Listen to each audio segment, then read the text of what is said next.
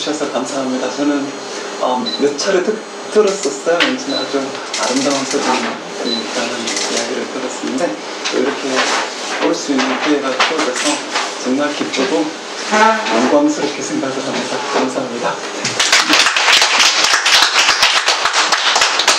그 연천에 이제 오면서 용목 선생님과 이제 운전하면서 오면서 연천에 혹시 와보신 적이 있으신지 여쭤봤더니 또 그래도 또 그런 또 인연이 또 있는 지역이라고 네. 말해주셨어요. 네.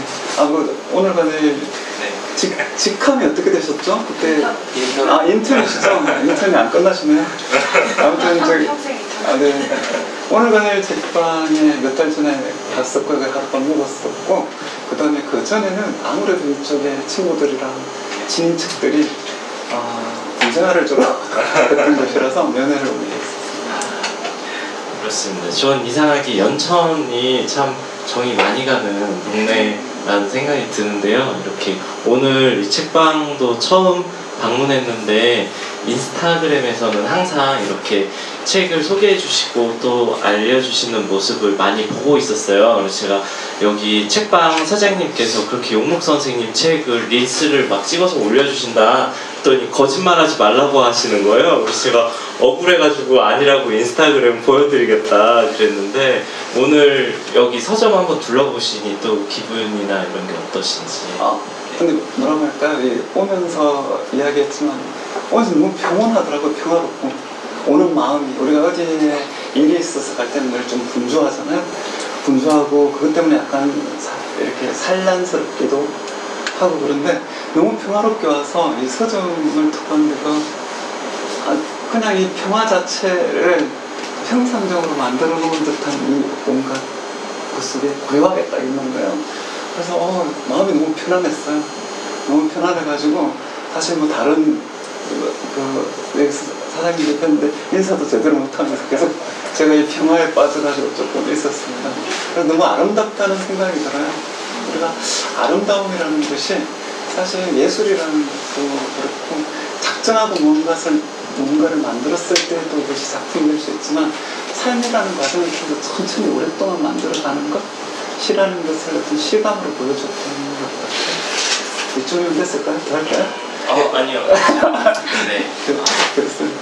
우리 용목 선생님이 이제 아름다움이라는 게 삶을 천천히 만들어가는 것이라고 이제 이야기를 해주셨는데 오늘 그 아름다운 시간 함께 잘 만들 수 있도록 해보겠습니다. 오늘 그 이야기할 주제 도서는 당신을 잊은 사람처럼 이라는 이 책인데요. 이게 나오긴 이제 작년에 나왔지만 이 책이 원래는 또 우리는 이렇게 살겠지라는 이제 제목으로 첫 산문집을 펴내셨다가 그걸 다시 이제 개정판을 제목을 이제 김민정 시인의 의견으로 바꿔서 다시 출간한 책인데요. 이게 신용목 시인님의 첫 산문으로 알고 있어요. 이 첫 산문집을 좀 펴내게 되신 계기 이런 게 혹시 있으셨는지 좀 궁금합니다. 네. 일단은 제가 되게 게으른 사람이거든요. 게을러가지고 글이라는 걸 잘 안 쓰고 어떤 청탁을 헤쳐나가기도 바쁘고 뭐 이런 사람인데 제가 아마 2013년도였나요? 2013년도에 제가 너무 마음이 힘들더라고요. 그래서 여기를 조금 벗어나야 되겠다는 생각이 들었습니다. 그래서 가산을 다 정리를 하고 저쪽에 남반구 쪽에 갔었는데 그때 이제 김민정 시인이 부르더라고요. 너 어차피 돈 필요하지 않느냐. 그래서 계약을 책을 2번을 했어요. 그래서 난 너무 고마워가지고 내가 가서 꼭 쏠게. 당근을 꼭 쏠게. 그런데 1년 뒤에 제가 돌아왔거든요. 1년 만에 가산이 탄길돼. 돌아왔는데 제가 한 줄도 안 쓰고 왔어요. 그러니까 김민정 시인이 그러더라고요. 한 줄도 안 쓰다 그러니까 그럼 너 연재가 되겠다. 그래서 연재를 시켰어요. 그래 문학동네 지금은 어떻게 운영이 되는지 모르지만 제가 SNS를 안 해서 잘 모르는데 그때는 블로그인지 카페인지 네이버 카페가 있었는데 거기다 매주 연재를 시켜서 그래서 그걸 한 2-3달 했죠. 하고 나니까 책 분량이 되어서 그래서 내게 되었습니다. 근데 뭐 사실상 다 제가 메모를 해놓았던 것들을 정리를 한 것이라서 메모하는 버릇은 늘 가지고 있으니까 그것들을 정리했던 책이라고 할 수 있습니다. 그래서 그 다그침에 제 공공을 알아봐주는 그 친구이자 편집자의 의해서 진전이 태어나게 된 첫 산문집입니다. 이제 선생님이 그때 그렇게 계약을 하고 이제 원고를 연재를 해서 묶어냈다고 하셨는데, 그렇다면 보통은 이제 산문집을 여러 방식으로 묶는데, 예를 들면 뭐 지면이나 어디 청탁받은 글들을 이렇게 좀 주제별로 꾸려가지고 분류해서 이제 책을 내는 경우도 있고, 요거는 이제 메모, 평소에 그냥 개인적으로 해주셨던 메모를 활용해서 그러면 아예 처음부터 새로 쓰신 그런 그림인 거네요. 네, 그렇게 정리를 해나갔던 그림이었어. 그러면 이 산문집을 묶는 건 좀 시집을 묶는 일과는 좀 달랐을 것 같은데, 그것도 좀 궁금했어요. 그러니까 그 메모가 사실 이 산문집을 읽어보신 분들은 아시겠지만 굉장히 시라고 봐도 무방할 어떤 문장들도 많이 있고 그런 시의 씨앗을 간직하고 있는 그런 글들인데, 이거는 산문이다, 이거는 시다, 이렇게 혹시 그런 나누는 기준이나 그런 게 있으셨는지도 좀 궁금해요. 그것 때문에 제가 욕을 많이 먹고 있는데 제가 시가 너무 이제 주변에 친구들이 시가 너무 어려워서 산문집에 나왔다고 해서 조금 쉬울 줄 알았대요. 근데 똑같이 어려워서 너무 힘들었다 그러더라고요. 그리고 또 소설을 썼다길래 소설은 그래도 읽을만 하지 않을까 라고 생각을 했는데 소설도 똑같이 그래서 계속 욕을 먹고 있는데, 그런데 저는 차이점이 좀 있는 게, 시는 이렇게 나일에서 나왔지만 이제 나와 무관해진 어떤 언어 자체가 되어버린 것들인 것 같아요. 근데 산문은 나랑 떨어지지 않는 어떤 순간들인 것 같습니다. 그리고 소설은 사실 나와 무관해진 다른 어떤 것이 아니라 나와 무관해진 나의 삶이겠죠. 그런 느낌으로 좀 쓰고 있는 편이에요. 작가님 시집을 읽고 너무 어려워서 시집을 읽어서 어려워지는 거예요. 네. 소설은 좀 나을까 싶어요. 이거는 또 뭐야 이래가지고요. 너무 복잡한 거예요. 제가 오늘 그래 만나서 이야기를 한번 들어보자. 점점 어려워지는 거예요. 방금 말씀하신 그대로. 죄송합니다.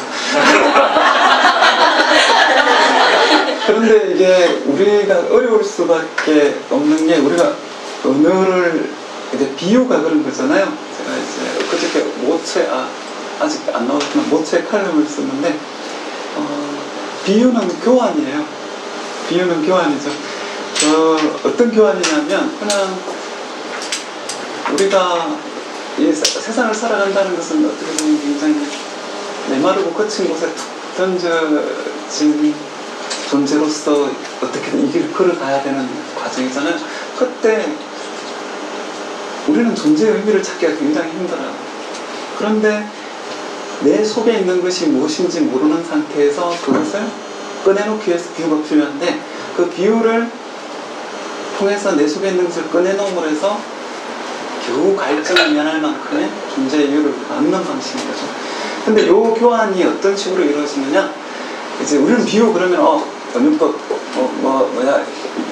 공관념과 보조관념이 직접적으로 달라붙어 있는 것, 그래서 뭐 처럼이 아니야, 직유법은 처럼이야, 뭐 이렇게 알고 있는데, 사실은 비유법이 그런 게 아니라 이제 이런 거죠. 옛날에 여기 저 말이 너무 많아지나요? 좋아요. 여기 자매님들 계신가요? 교회 다니시는 분 안 계세요? 초승교회? 네. 창세기 1장 1절에 하나님이 말로써 새 사물을 만들잖아요. 그래서 복음 중에 열리라니까 열리죠. 그래서 화요일에는 하늘과 땅을 나누고 이런 것들을 하시잖아요. 근데 2장 1절로 가면 반대 현상이 벌어지잖아요. 자매님, 어떤 일이 벌어지나요? 그때는 사물을 먼저 만들고 말을 만듭니다.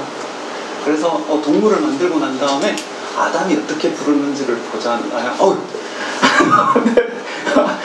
왜 모른 척 알고 계셨어요, 목사님? 근데 만드시잖아요. 근데 이제 아담이 가서 봐요. 그러니까 목이 긴 게 있으니까 기린? 이렇게 되는 거죠. 코가 긴 애가 있으니까 코끼리? 그래서 이름이 붙여지는데, 이것이 바벨 이후로 확 달라지잖아요. 옛날엔 똑같은 게 하나님 위에서 보시니까 애들이 나한테 올라오고 있는 거 있으니까 그것들이고 세계 각지에 흩어놓는데 성경에 이렇게 쓰여 있었던 것 같아요. 그랬더니 자기들끼리 싸우기 시작하더라. 말을 다르게 했더니 맞습니까? 없습니까? 그래서 세계 분쟁의 책임의 80%는 하나님한테 계셔서 아무튼 그때부터 이상한 현상이 벌어지는데 야 내가 코끼리 그랬더니 너 엘리펀트라는 거야. 코끼리인데 너 엘리펀트라는 거야. 야 이 코가 저기 직능풀처럼 긴 것 비유가 생겨나는 거죠. 근데 코와 직능풀은 코끼리와 직능풀은 전혀 무관한 거잖아요. 그런데 이것과 저것이 연결되기 시작합니다. 그래서 이것이 기적인데요. 그래서 사피엔스의 특징 그러면서 무슨 애도를 하기 시작했다. 이게 다 여기서 오는 개념인데 전혀 무관한 것들이 연결되면서 나와 너가 연결되기 시작합니다. 나와 세상이 연결되기 시작하고요. 저기 있는 저 떠있는 태양과 동굴 속에 그려진 이 나선이 연결되는 거예요. 그러다 보니까 삶과 죽음이 연결되는 거예요. 그걸 통해 가지고 우리는 천국과 지옥을 만드는 거죠.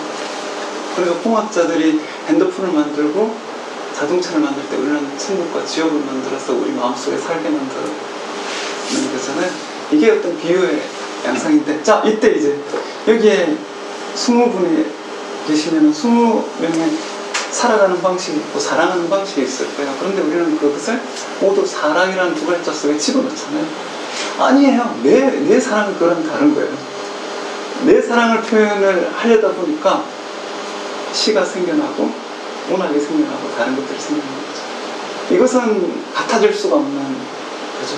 물론 그것을 계속 펼쳐나가다 보면 어떤 시들은 내 마음과 똑같아서 공감을 많이 주기도 하고 어떤 시들은 나와 다르게 그 길을 찾아가서 전혀 왜 이렇게 어려워 이렇게 할 수도 있는 건데 그 어긋나는 순간이 나를 생각하게 만들고 멈추게 만들잖아요.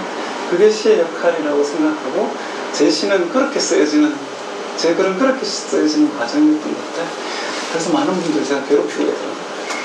용서해 주십시오.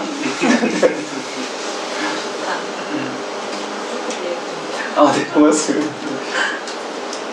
근데 이제 그 어려움에 대해서 이제 이야기를 해주셔가지고 그 비유를 가지고 사물 어떤 대상을 이제 설명하려고 서로 무관한 것도 이제 연결시키는 과정에서 이제 기적이 일어나는데 그게 이제 나와 세상이 연결되고 삶과 죽음 같은 그런 것들이 연결되고 우리가 봤을 때는 좀 말이 안 되는 어떤 것들이 이제 또 일어나게 되는 과정에서 그런 또 시를 또 발견하고 시적인 순간을 또 포착하신다는 말씀으로 같이 이해를 합니다.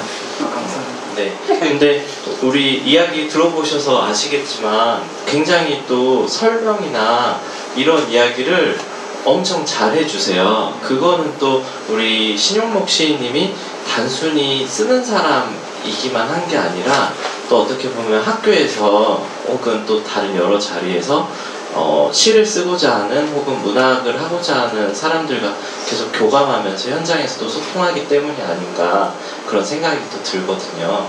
그래서 우리 선생님의 또 하나 빼놓을 수 없는 또 정체성이나 속성 중 하나가 그런 또 문예창작학과에서 그런 또 문청 분들과 또 서로 시에 관해 나누는 순간이 아닌가 싶은데요.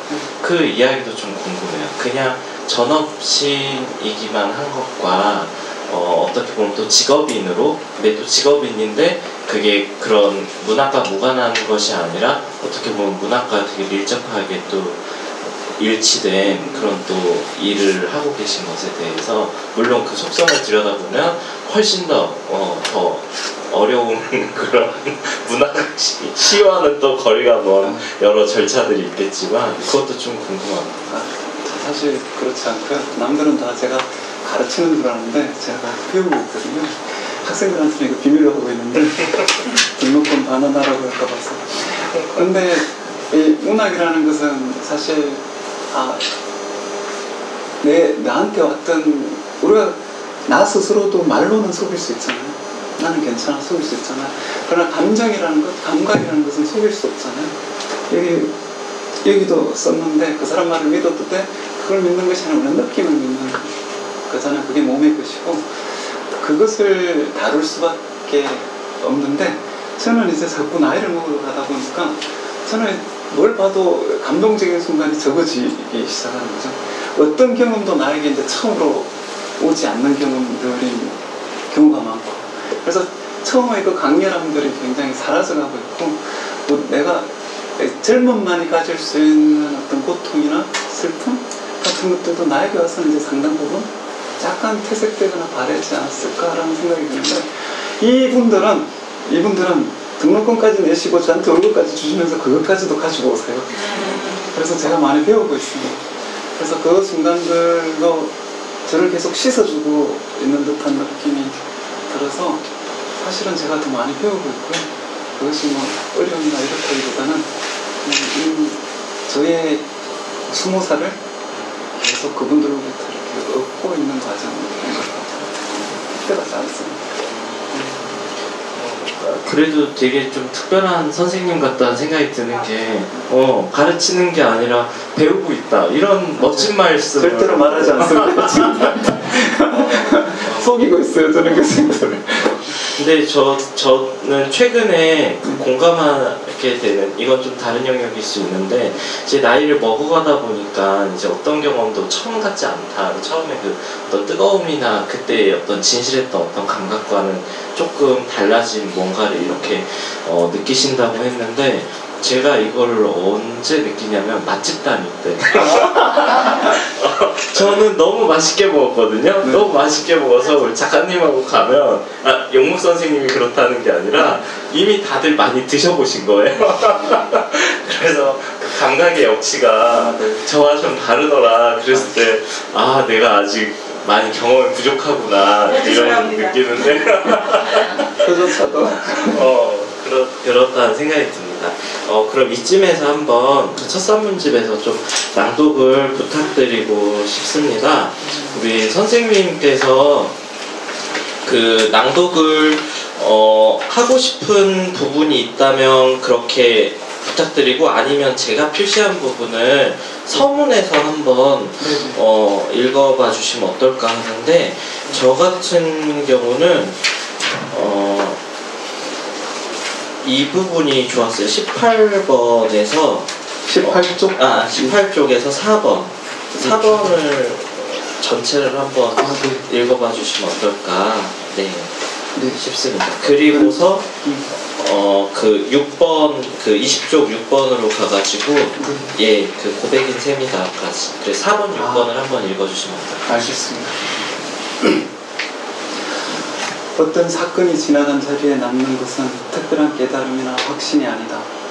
어떤 사건도 의미를 남기지 않는다.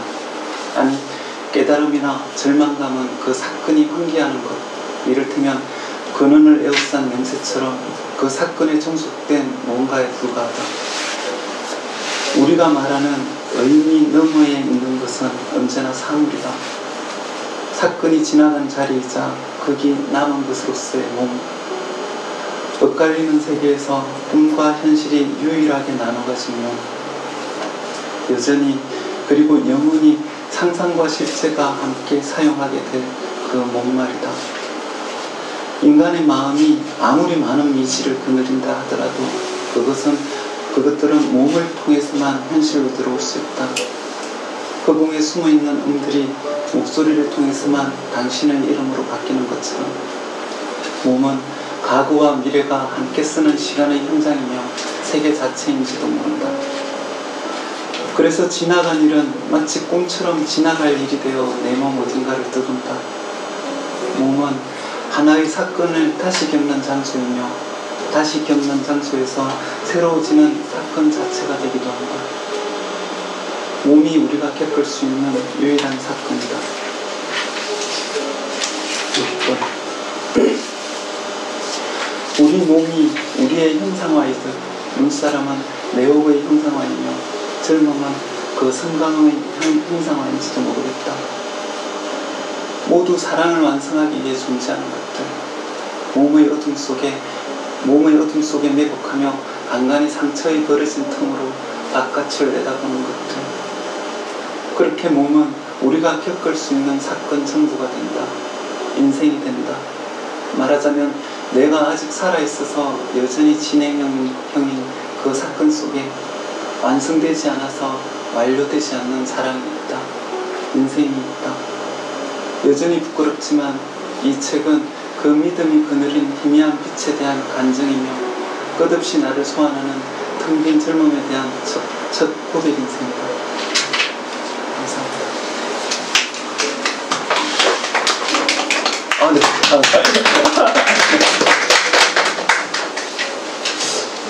너무 멋집니다. 이 부분은 사실 제가 뭐 완벽하게 이런 말로 쓰셨을 거야 하고 100% 알아들을 수는 없지만 아리까리한 그 멋진 뉘앙스를 우리 모두 다 느꼈을 거라는 생각이 듭니다. 그런 믿음이 또 괴롭힌 게 근데 저는 이 부분이 굉장히 좋았어요. 그러니까 이 몸에 대해서 이제 이야기하셨을 때 허공에 이제 숨어있는 음들이 목소리를 통해서만 당신의 이름으로 바뀌는 것처럼 몸은 과거와 미래가 함께 쓰는 시간의 현장이며 세계 자체인지도 모른다라는, 그래서 이제 지나간 일은 마치 꿈처럼 지나갈 일이 되어 내 몸 어딘가를 떠도는데, 그래서 몸은 하나의 사건을 다시 겪는 장소이자 다시 겪는 장소에서 새로워진 사건 자체가 된다는, 그래서 몸이 우리가 겪을 수 있는 유일한 사건이라는 말까지 이해는 못하겠지만 되게 멋있는 문장을 읽고 있다. 만족감을, 그런 지적인 만족감을 독자에게 줍니다. 이런 게 시 아닐까요? 뭔가 용기도 먹고 이런. 자, 이제 이걸 쓰신 우리 용문 선생님께 조금 이야기를 들어보도록 하겠습니다. 근데 뭐 이렇게 우리가 다 알고 있는 이야기인데 뛰어나신 분들은 그것을 쉽게 쓰겠지만 저같이 이렇게 그렇지 못한 사람들은 그 실체에 다가가기 위해서 굉장히 어려운 길들을 돌아가게 되는 것 같아요. 그러다 보니까 말이 자꾸 어려워졌습니다. 죄송합니다. 제가 몇 달 전에 한 인턴을 만났거든요. 서점에서 일하는. 근데 그분이 그리워요. 근데 그 그립다고 하면 이 그리움은 나한테서 시작된 것인지 그 사람한테 시작된 것인지 우리는 알 수 없어요. 하지만 분명한 것은 내 몸이 그걸 겪고 있는 거죠. 그 사이에 우리가 떠들고 있는 거예요. 이렇다면 저 빅뱅의 순간에 뭐 4가지 원소가 생겨났다고 하더라고요. 자매님 죄송합니다. 창조론이 아니지만 빅뱅의 순간에 4가지 원소가 생겨나서 결합과 해체를 거듭하다가 생겨난 것이 우리 몸이잖아요. 그렇다면 우리가 느끼는 슬픔과 쓸쓸함과 고독과 이런 것들도 아마도 이 우주가 끝나기 전에는 사라지지 않을 거라고 생각해요. 그런 것들은 이 우주 자체에 꽉 차 있는 어떤 것이겠죠. 우리의 슬픔도, 우리의 그리움도, 쓸쓸함도. 근데 그것을 압정처럼 한 문제를 탁 찔러서 이 자리야 라고 이야기하는 게 우리 몸 같아요. 내가 그래서 그걸 겪고 있는 거죠. 근데 이게 얼마나 신비로우냐면 여기 너머에 이제 우리가 또 조선민주주의인민공화국이라는 나라가 있잖아요. 거기는 우리랑 너무 생각도 다르고 체제도 다르고 생활 방식도 다른 거야. 근데 지금 겨울이잖아요. 똑같이 추울 거예요. 여름 오잖아요. 똑같이 더울 겁니다. 그러니까 우리의 가능성은 저 숱한 이론들에 있는 것이 아니라 감각에 있는 거죠. 그러니까 이론이라는 것은 쓰여져 가지고 저 밖으로 나가서 그것 자체가 동력이 되거나 제도가 되거나 이렇게 살아나갈 수 있습니다. 근데 감각이라는 것은 우리 몸을 통과하지 않으면 절대로 살아갈 수 없는 어떤 요소들인 거죠. 그렇기 때문에 그 감각이 중요하고 그 감각의 유일한 처소이자 거처로서의 몸이 중요하다는 생각을 하고 있습니다. 그래서 저게 내가 누군가가 너무 보고 싶어. 저기서 교통사고가 난 것만 사건과 사고가 아니라 그 보고 싶은 것이 내 속에서 충돌하는 어떤 사건과 사고인 거죠. 그 모든 현상들이 몸이 없으면 불가능한 어떤 과정이라는 생각을 하고 있는 것 같아요. 그래서 이것이 중요하지 않나. 그게 몸에 있는 거죠. 근데 이제 우리는 그 몸의 언어를 되게 괄시하며 살아왔잖아요. 뭐냐면 어렸을 때 애기가 막 저기 내과에 가요. 그래서 진흙을 만지고 물어요. 그러면은 그때 그 아이에게 이 세계는 그 진흙의 촉감인 거죠. 그런데 어른이 다가와요. 그래갖고 애비 더러워. 그러면 그때부터 이 세계는 이 질감 몸의 세계가 아니라 더럽다는 판단의 세계로 올라오는 거죠. 그러면서 우리가 이 세계에 갇힌 거잖아요. 그러니까 다시 그것을 그 세계로 접근을 하는 것도 몸을 통해서만 가능한 거죠. 그래서 우리는 사랑을 모를 수도 있고 우리는 슬픔을 모를 수도 있지만 그것들을 느끼는 우리 몸을 통해서만 이 세계가 가지고 있는 어떤 것들 바깥으로 우리 존재를 밀어낼 수 있지 않을까. 그리고 우리가 사랑을 몰라도 상관없을 것 같아요. 사랑이 우리를 알고 있으니까. 오.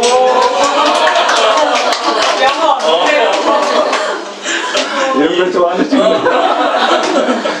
아, 멋집니다. 전달이 됐을까요? 다 아리까리하게 다 아셨죠? 네, 저도 뭔가. 땀이 날라 그래. 저는 근데 그 이야기하셨을 때, 처음에 이제 이야기하셨을 때, 그리고 이 글들에서 이제 저는 되게 다가오는 게 그 시간에 관해 사유하는 방식이고 상상하는 방식인데, 저는 보통 시간은 이렇게 하나 선처럼 이렇게 이어져 있어서 어제, 오늘, 내일 이렇게 있고, 그리고 장소 역시 그냥 내가 지금 머물고 있는 현실의 몸이 경험하고 있는 이 장소만을 이제 내가 느끼고 있는 거라고 생각하는데, 아까 그리움을 이야기하셨을 때는 그 그리움이라는 그 감각을 통해서 지금 여기에 없고 지금의 시간이 아닌 완전히 다른 존재의 시간, 다른데 존재하고 있는, 분명히 있는 뭔가 마음이 느끼고 몸이 기억하는 무언가를 불러내는 경험을 이제 저도 상상해 봤는데, 그러니까 그게 되게 사람을 더 풍요롭게 만들어줄 수 있겠다라는 생각이 저는 들더라고요. 이게 예를 들면 장소나 시간을 되게 그 아까 이야기하신 그 진흙, 촉감, 몸의 세계에서 어떤 판단, 더럽다라는 세계로 들어가는 거가 마치 그 시간의 흐름이나 세계의 질서 같은 건데, 거기에서 벗어나서 여기에 없는 건 없는 거라고 생각하지 않을 때, 그러니까 예를 들면 아까도 그 우리 허수경 시인님의 책을 골라주셨지만, 어떤 사람이 세상을 떠났으면 세상에 없는 거야, 존재하지 않는 거야 라고 생각하는 마음과, 떠났고 우리가 볼 수 없지만 우리가 부를 수 있고 그리워할 수 있어 하는 세계는 그 풍경이 다를 것 같다는 생각이 들거든요. 그런 생각이 감사합니다. 질문해도 돼요? 네네. 좀 전에 그 선생님께서 말씀하신 거는 그 몸의 언어라고 말씀하시면서 그 판단력이 조금, 저희는 사실 살면서 계속 판단이라는 것으로 저희 몸을 만들어 가잖아요. 그 선생님도 그렇고 저희도 다 각자의 판단으로, 또 세상에서 오는 판단으로 저희를 만들어 가는데, 사실은 그렇게 만든 판단의 몸이 그런 언어를 다시 또 그 판단을 강화시키는 언어로 계속 돌고 돌아올 수 있는 것 같다는 생각이 들거든요. 선생님께서는 이런 시를 쓰시고 산문을 쓰시고 하시면서 판단으로 조금 단단해진 나를 좀 물렁물렁하고 유연하게, 아니면 태초부터 만들어진 그 몸의 언어를 찾기 위해서 어떤 좀 노력이나 이렇게 그런 애씀이 있으신지 그게 궁금해요. 저는 그게 저 자신을 확신하지 못하는 병에 걸려 있어가지고요. 저를 계속 의심하는 것 같아요. 뭐 해야지 그러고 나서 밤새 고민하는 사람 있잖아요. 오늘 누군가를 만나서 이야기를 하고 나면 집에 가면은 내가 했던 말 다 복귀하는 사람 있죠. 여기 인프피 계신가요? 주로 인프피들 성격이 그런데, 다른 게 아니라 그냥 우리가 내가 알고 있는 것이 전부가 아닐지도 모른다는 실감을 놓지 않는 것? 근데 그것이 이제 저같이 확신이 없는 사람들에게는 굉장히 쉬운 일이죠. 이거 맞아? 정말 맞을까? 이런 고민들을 계속하고, 이런 의심들을 계속하고, 그리고 누구한테 말을 하고 나서 집에 와서 계속 이거 잘못했다고 전화를 해야 되나? 이런 생각을 계속 하는 거죠. 근데 아무튼 말씀하셨듯이 우리는 이성과 감각은 분리되어 있는 것 같지만 사실 분리되어 있지 않거든요. 그래서 내가 다만 이 이성의 내가 감각이 이만큼 같다면 나중에 이성이 인식이 그것을 계속 갈무리하면서 또 자기 세계를 키워 나가는. 그럼 그 갈무리하는 방법으로 계속 시를 쓴다든가 그 문학을 접하신다든가 그러면서 그런 갈무리들이 도움을 좀 받는 거군요. 네네. 그렇기도 하고 사실은 내가 여기서는 주식해야 될 것 같고 부동산 해야 될 것 같은데 어느 순간 연천에 어디 소유산을 갔더니 너무 좋은 거예요. 여기서 살아도 될 것 같아 라고 생각을 하고 연천에 등산을 매일 하는 순간, 매일은 좀 힘들고요. 아무튼 한 달에 한 번 정도 등산을 하는 순간 내 삶의 폭이 달라지는 거잖아요. 그때부터 나는 몰랐던 지식들을 다시 쌓게 되는 겁니다. 그 산에 대한, 자연에 대한. 그런 식으로 자연스럽게 따라오는 것 같아요. 처음에 가장 먼저 달려가는 것은 물론 어떤 측면에서는 철학자들이선 이론가들이선 글을 읽고 나서 깨우치는 경우도 있는데 그것은 제 경험상으로는 굉장히 드물거나 희귀한 일인데 몸이 감각이 그렇게 팍 되는 순간 확 따라가요. 그걸 이제 저는 실제로 경험을 했거든요. 우리 집에 저랑 같이 사시는 분이 조금 과격할 때가 있는데 이제 고기를 먹으면 안 된다는 거예요. 그래서 책을 몇 권 주는 거예요. 그래서 읽고 공부를 했죠. 그런데 저는 고기를 너무 좋아하는 사람들인데 특히 물고기를 너무 좋아해서 계속 먹었어요. 먹었는데 제가 1년 반 동안 고기를 안 먹었었는데 그 이유가 아버지의 죽은 몸을 봤어요. 시체를 본 거죠. 그 고기 덩어리를 본 거예요. 그 뒤로 저는 고기를 1년 반 동안 못 먹었어요. 그러면 아무리 누가 이거는 안 좋은 거야 뭐 이렇게 해도 머릿속으로 아는 것이 나 자체를 받들지 못하더라고요. 근데 내가 그것을 감각적으로 받아들이고 나니까 내 생각이 나머지 것들을 또 어디가 떠들고 있더라고. 내가 야 그거 다 키울 때 어떻게 되는지 알아? 제가 이러고 있더라고요. 네. 그런 것처럼 그 선호의 차이들이 있을 뿐이지 계속 같이 하고 있는 거다.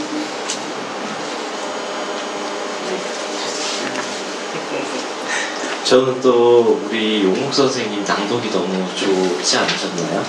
저 여기 있는 산문집을 진짜 다 들어보고 싶은데 제가 욕심을 내서 44쪽하고요 46쪽하고 52쪽 44쪽 46쪽 46쪽 52쪽 52쪽 네, 알겠습니다. 이렇게 한번 연속해서 읽어봐 주시면.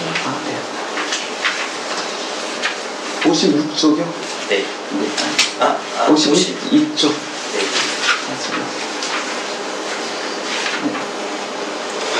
세상의 전부를 다 그려놓고 어쩌면 그리움이 과거의 그네이거나 꿈이 전생의 정글짐일 것이라는 엉터리 같은 믿음이 이 거짓말보다 더 거짓말 같은 현실을 설명할 수 있는 유일한 방법인지도 모른다. 진짜 신의 모습을 생각해보면 나는 놀이터 모래밭에 혼자 쪼그려 앉은 아이의 모습이 떠오르기도 한다. 우주는 그가 막대기로 그려놓은 바닥의 동그라미일 수도 있고 인간은 그의 바짓단이 무심코 데리고 간 모래 하나일 수도 있다. 얼마나 외로웠으면 그는 모래바닥에 앉아 이토록 알 수 없는 놀이를 하였을까. 우리가 사랑이라고 부르는 놀이, 인생을 다 바쳐 그 규칙을 찾으려 해도 도무지 알 수 없는 놀이. 그러니 삶은 아이가 모래밭에 던져놓고 잊어버린 막대기일지도 모른다. 막대기로 자라는 나무일지도 모른다. 알고 보면 나무는 정말 신이 허공을 향해 던진 돌멩이가 아닌가. 저렇게 짱짱하게 허공에 금을 내고 있으니 허공의 깨진 자국 하나, 막대기를 가지고 아이는 세상을 다 그려놓고 사라졌다. 엄마 아빠의 얼굴로 말이다.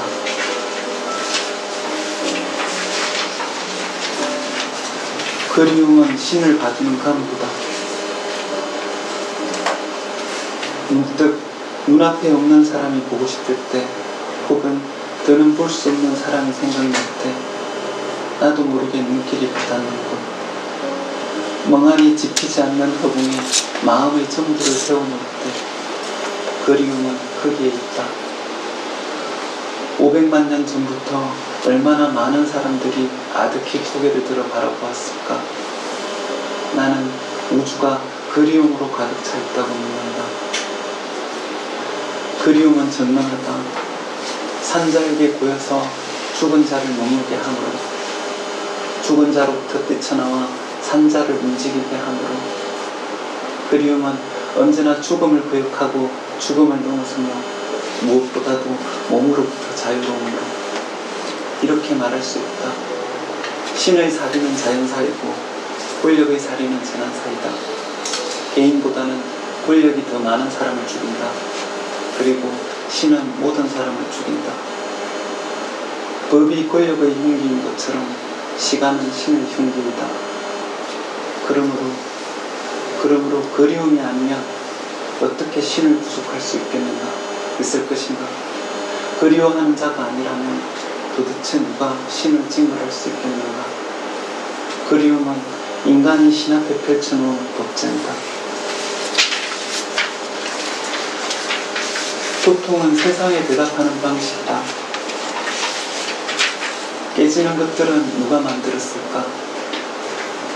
우주가 생겨나고 처음으로 깨진 것은 무엇일까? 사람의 손에서. 빗물은 바위를 벗겨 그 속을 씻겨줄 수 없다. 그래서 자신이 만졌던 바위의 형체를 기억하며 강으로 간다. 바다에게 바위에 대해 물으려고, 그 세월에 대해 물어보려고, 마침내 바위와 세월에 대한 물음을 잊으려고. 우리는 깨지지 않고서는 진실을 볼 수 없다. 상처가 내 몸에 갇혀있던 고통을 해방시키듯 고통은 우리 속에 갇혀있는 진실을 풀어놓는다. 그리하여 고통은 잘린 수평선처럼 날카롭게 살아있음을 걷고 간다. 우리는 모두 어딘가 조금씩 깨져있다. 우는 얼굴은 막 수평선에 잘려나가는 해를 닮았다.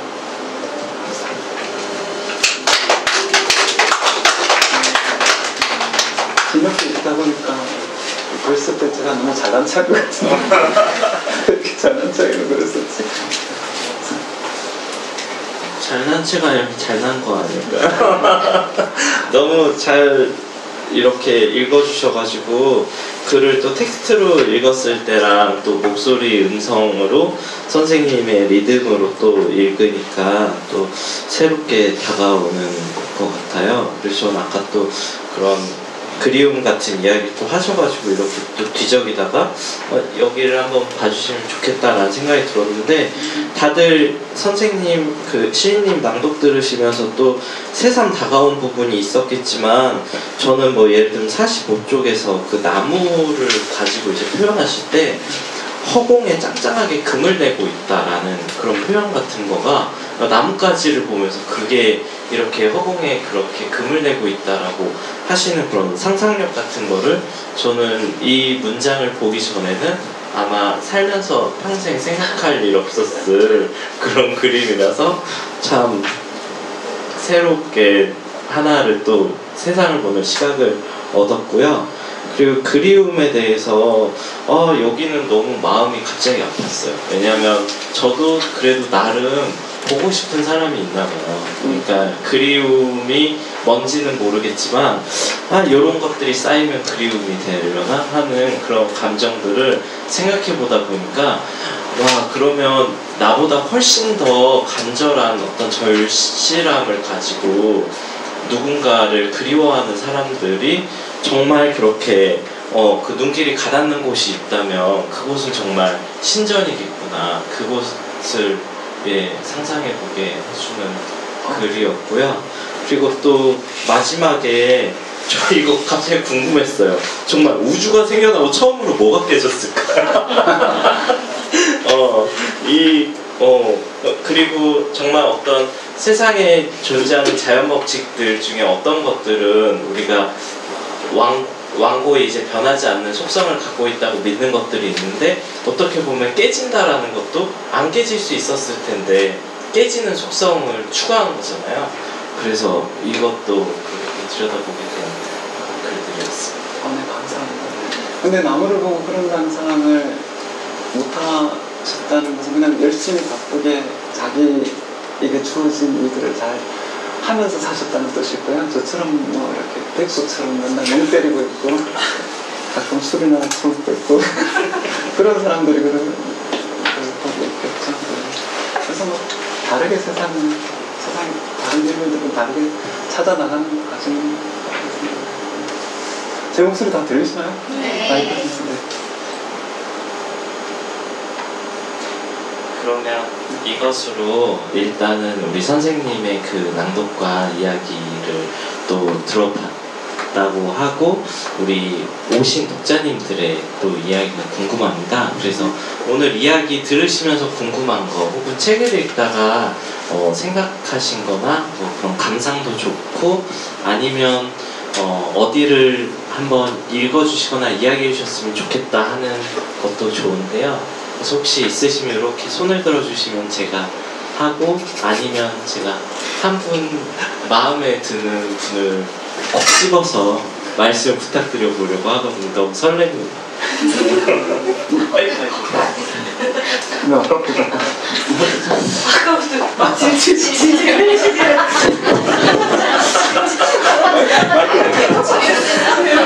여기 좀 있어가지고 제가 너무 준비를 했거든요. 제가 손이 많이 간다고 선물이 나갔어요.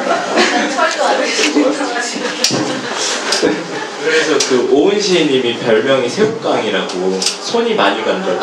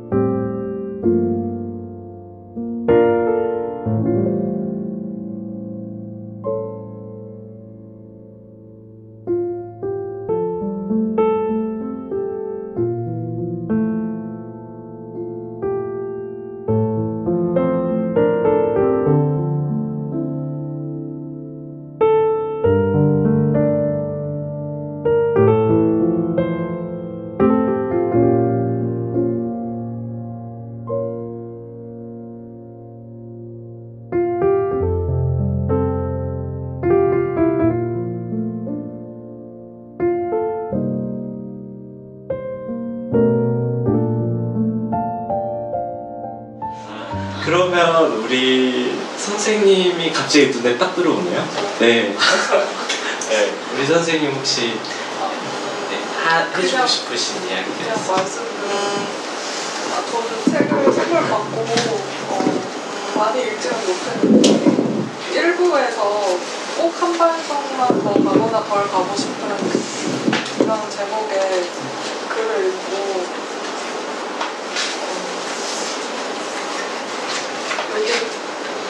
내게 할당된 만큼의 거리가 있다면 그분은 꼭 한 발짝만 더 가거나 덜 가고 싶습니다.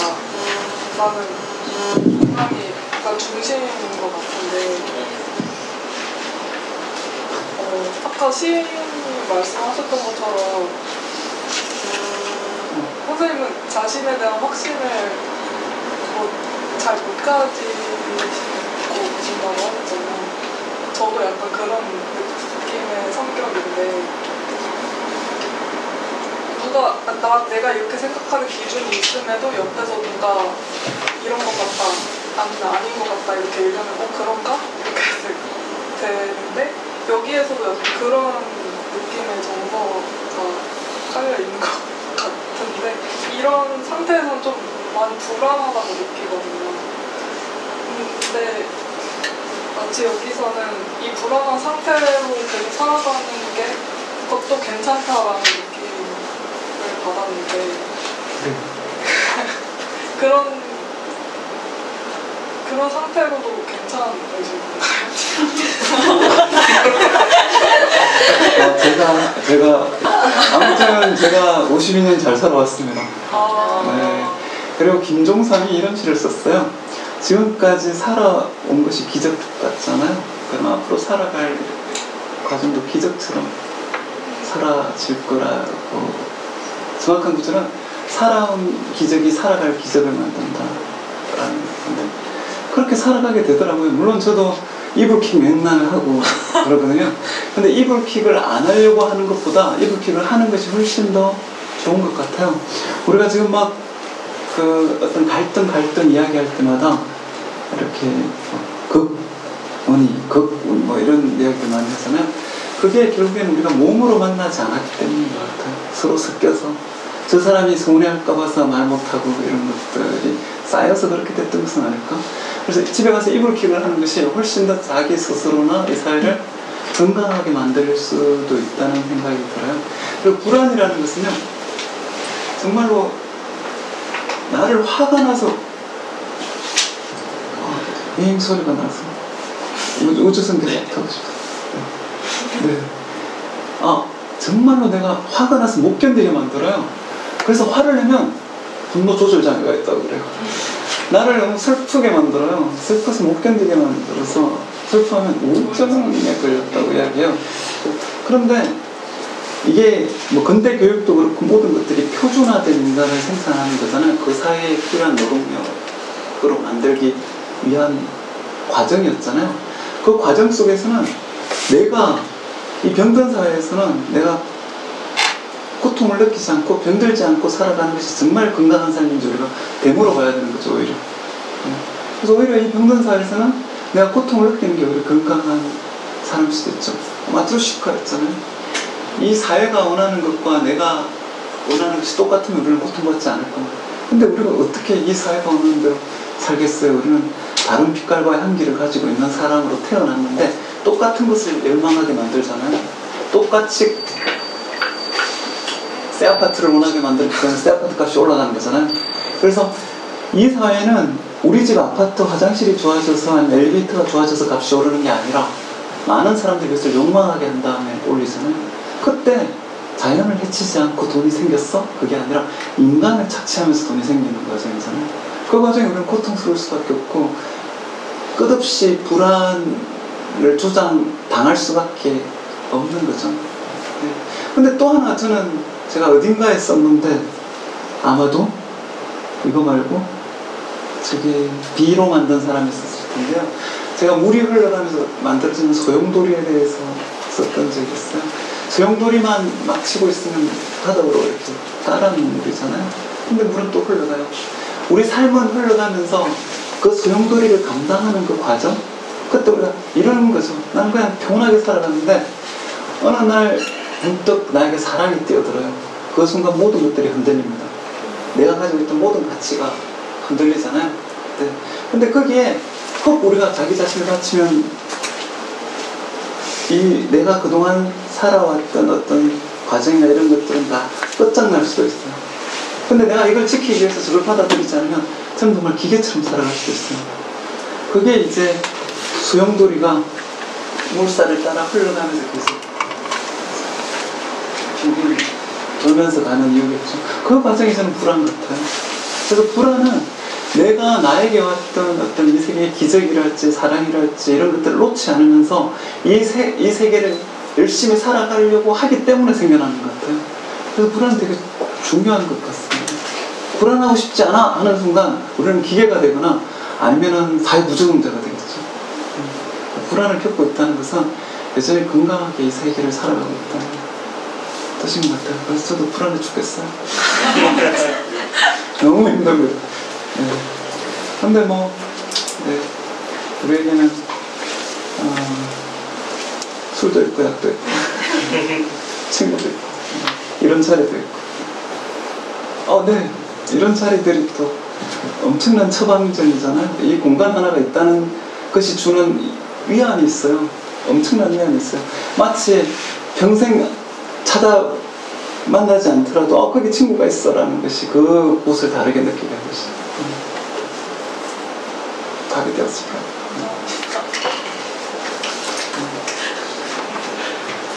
그럼 또 혹시 다른 그거? 우리 선생님 눈이 마주쳐가지고 제가.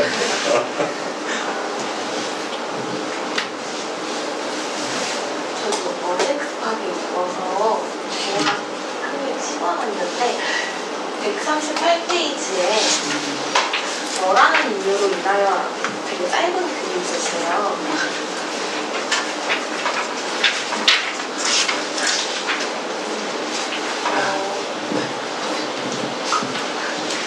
죽을 수는 있지만 내 생활은 포기할 수 없다라고 하셨잖아요. 혹시 그럼 반대로 생활을 포기할 수 있을 정도의 경험이나 감정을 느낀 적은 어떤 대상이나 무언가로?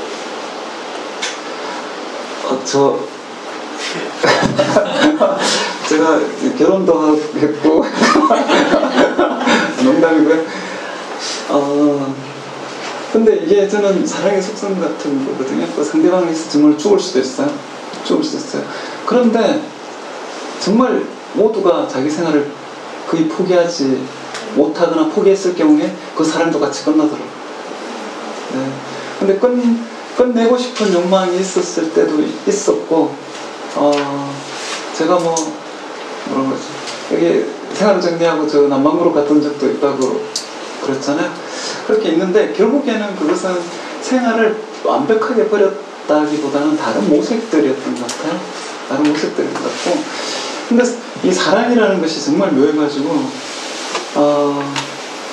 이렇게 거부되지 않는 거잖아요, 일단. 그런데 갈 때는 다 가지고 가요. 모든 의미를 다 가지고 가버리잖아요. 휘발성이 아주 강한데, 그럼에도 불구하고 자기 생활을 해치면서 자기 생활을 제가 지금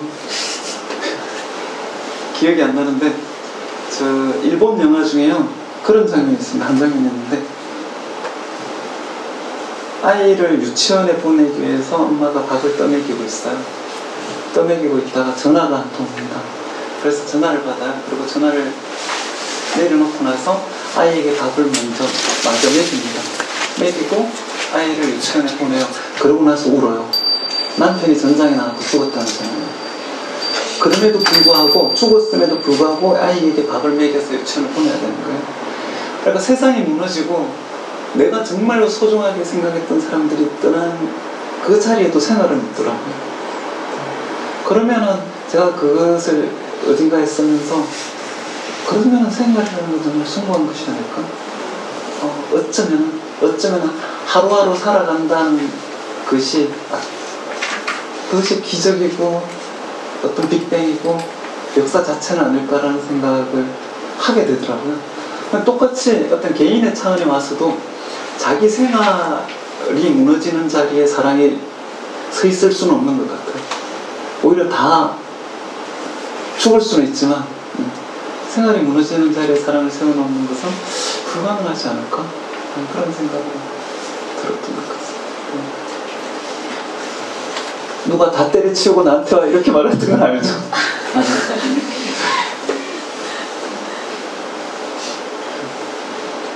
최근 생활이 무너지고 있는데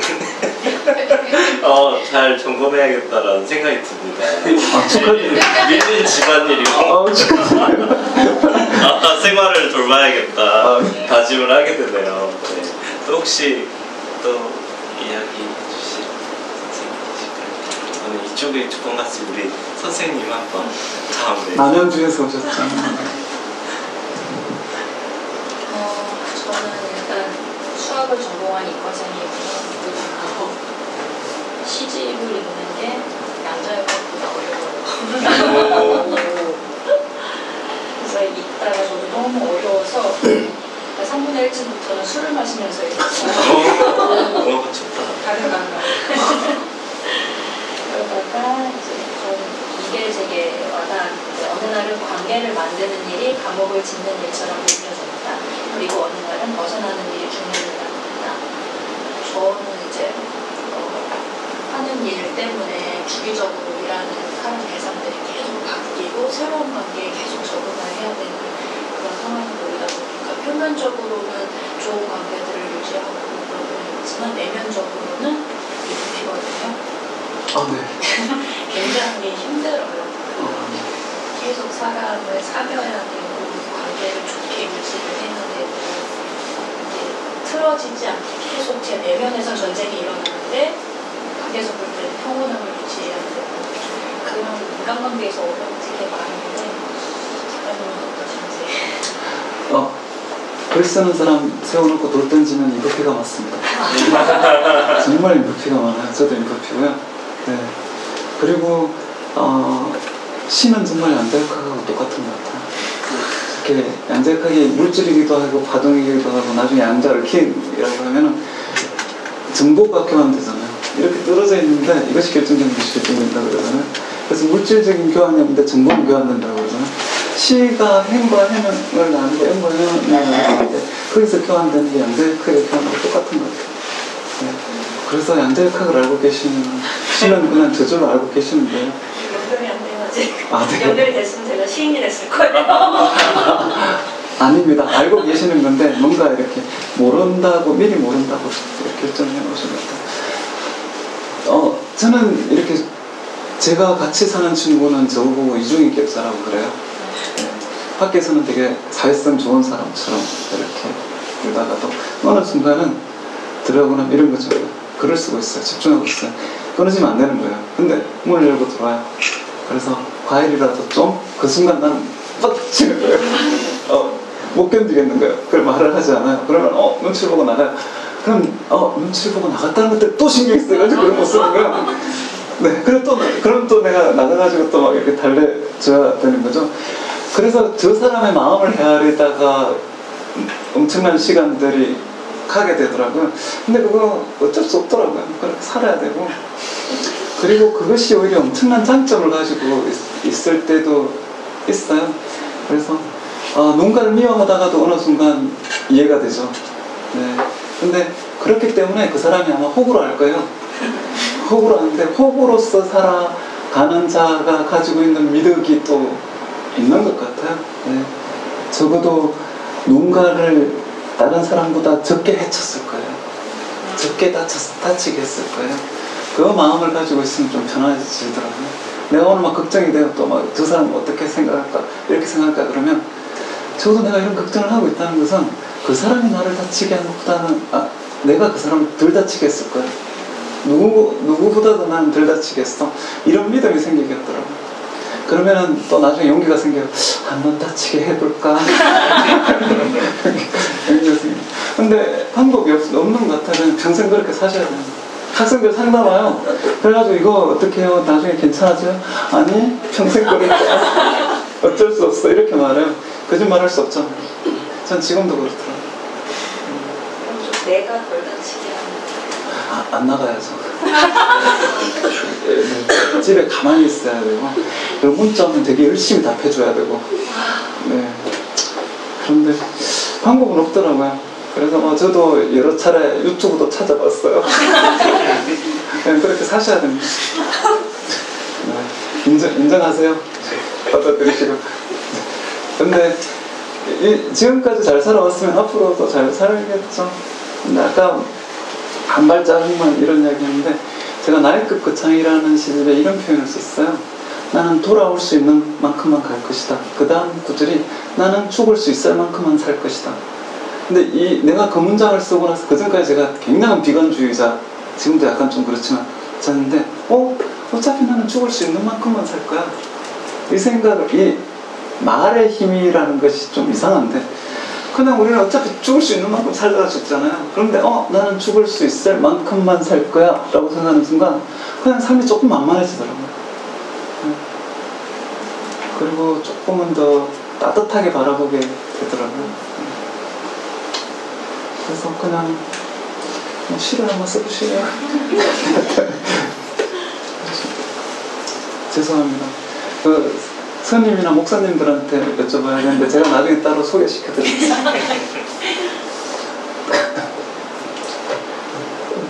양자역학에 대해서도 빠삭하시고. 빠삭은 아니고요. 근데 조금 그런 거 제가 우주 다큐 많이 해요. 그래서 우주에 대해서 되게 궁금해하고 이런 것들이 되게 많아서 그걸 쫓아가다 보면 양자역학을 계속 듣게 돼요. 그래서 양자역학은 뭐지? 그래서 이렇게 개론책, 양자역학 소개하는 개론책 좀 보다가 유튜브 좀 보다가 이렇게 하면 기초적으로 되게 저는 정말 양자역학의 이유도 몰랐는데 너무 멋진 학문인가 보다 해가지고 네. 관심이 생겨요. 양자역학. 아까 말씀했던 시간도 양자역학에서 설명해야 하는 거였어요. 이렇게 흘러가는 것은 근대역학 유턴부터 이제 이야기했던 시간의 개념인데, 양자역학은 이제 시간의 앞뒤가 없다고 이야기를 하실 때 그만하겠습니다. 네, 그러면 또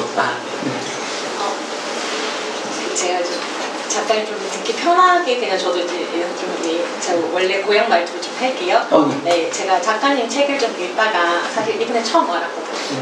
그래서 성함만 계속 들었었고 사실 서다에서 계속 소개를 해주셔갖고 문장을 그래서 되게 좀 좋다 그냥 이렇게만 하고 있다가 좀 읽었는데 좀 작가님 되게 비관적이라는 얘기를 지금 꺼내셔서 지금 근데 제가 읽으면서 느낀 게 되게 다정한데 좀 찌르는데 좀 다정하게 찌르네 약간 좀 마음을 좀 콕콕 찌르고 공감하게 만드는데 무슨 다정하게 소프트하게 이렇게. 근데 저는 작가님에 대해서 좀 안 알아봐가지고 서울 분이신 줄 알았어요.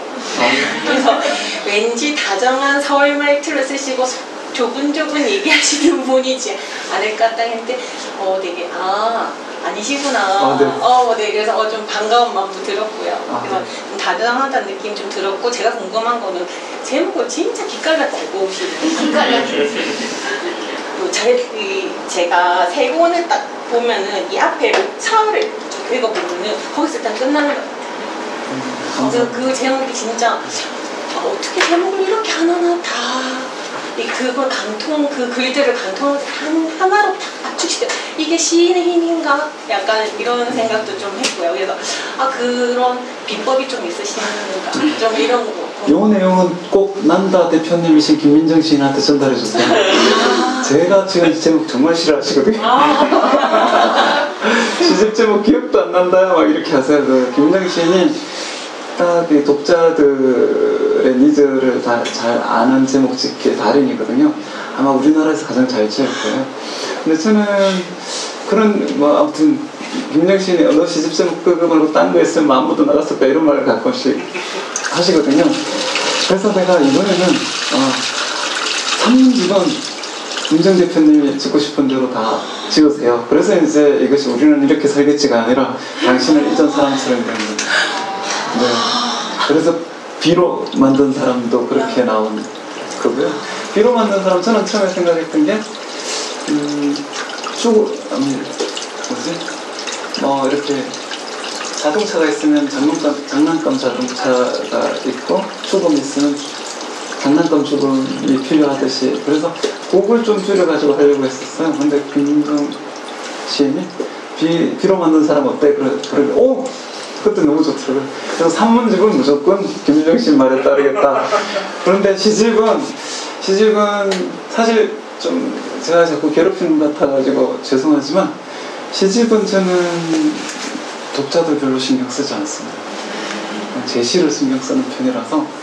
그래서 시집 제목은 제가 짓고 싶은 대로 짓고 싶더라고요. 네. 그러면 제 소설에 있는 제 소제목들은 그건 제가 다 지었거든요. 네.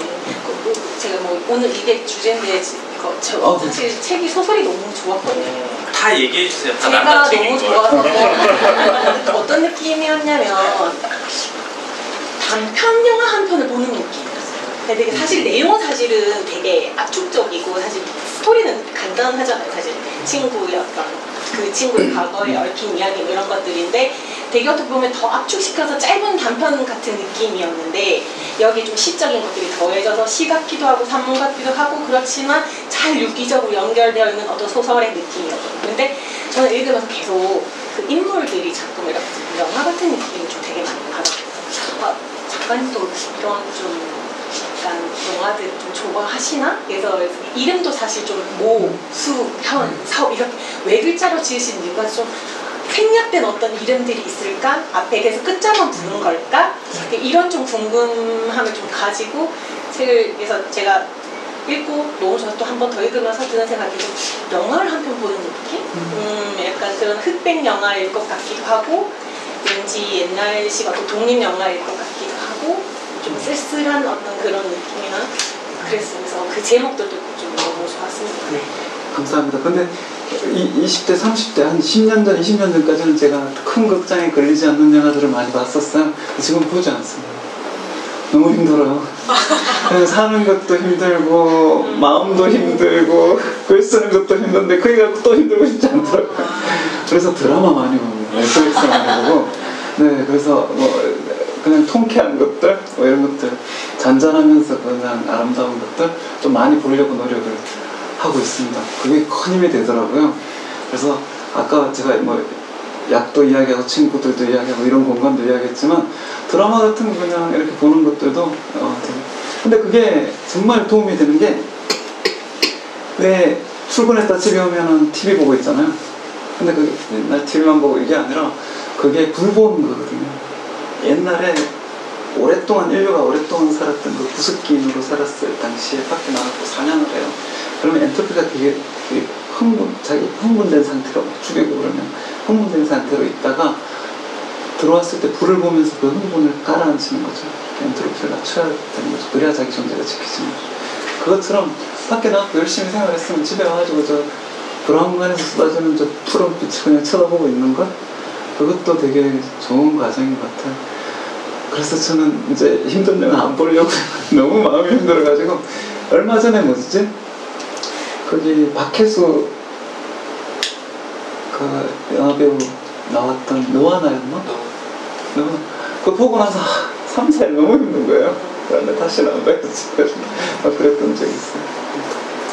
그렇습니다. 그리고 그냥 아무튼 제목 같은 것은 이렇게 오래 기다리다 보면 떠오르는 것 같아요. 이것은 이거여야 돼 라는 순간들이 계속 와서 그래서 그거로 찍고 있어요.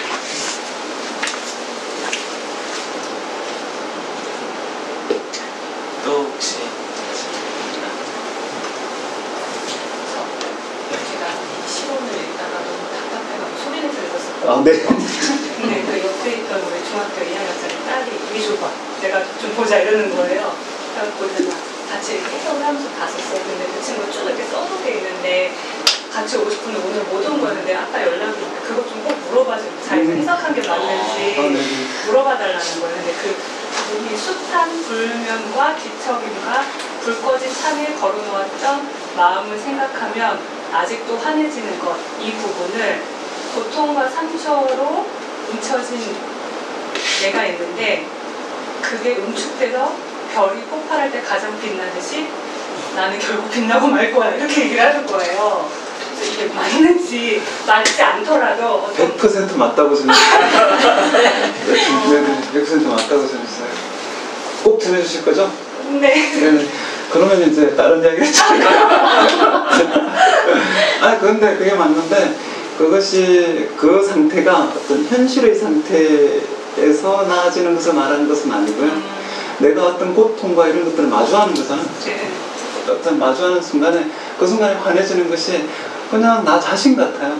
생활에서 내가 어떤 상승되거나 이런 것이 아니라 나 자신이 딱 협약된 채로 딱 마주하게 되는 순간이 온다는 것이라고 생각합니다. 그러게요. 이렇게 우리가 삶이나 생활 자체를 풍요롭게 하는데 기여를 했으면은 많은 독자들이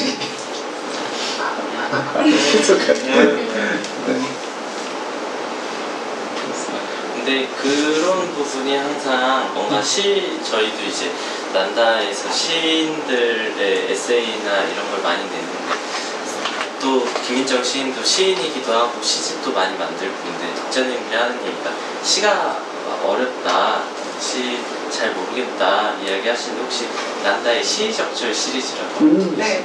작년 1월 김민정 시인님이 첫 네. 그래서 올해도 따라 읽어주시면 시 한 걸음 가까이 다가가는 잠깐의 광고 시간이 있어요. 어제 2월을 담당한 임경섭 시인이 오래간만에 이제 책을 내가지고 그래서 같이 이렇게 한잔하고 계산은 김민정 대표가 와서 하더라고요. 물론 그 뒤에 또 우리도 계속 술을 마셨지만 그런 자리였어. 2월도 아주 훌륭하다고 소문이 잘 떠요. 임경석 시인이 내고 있더라고요. 그러면 또 혹시 이야기?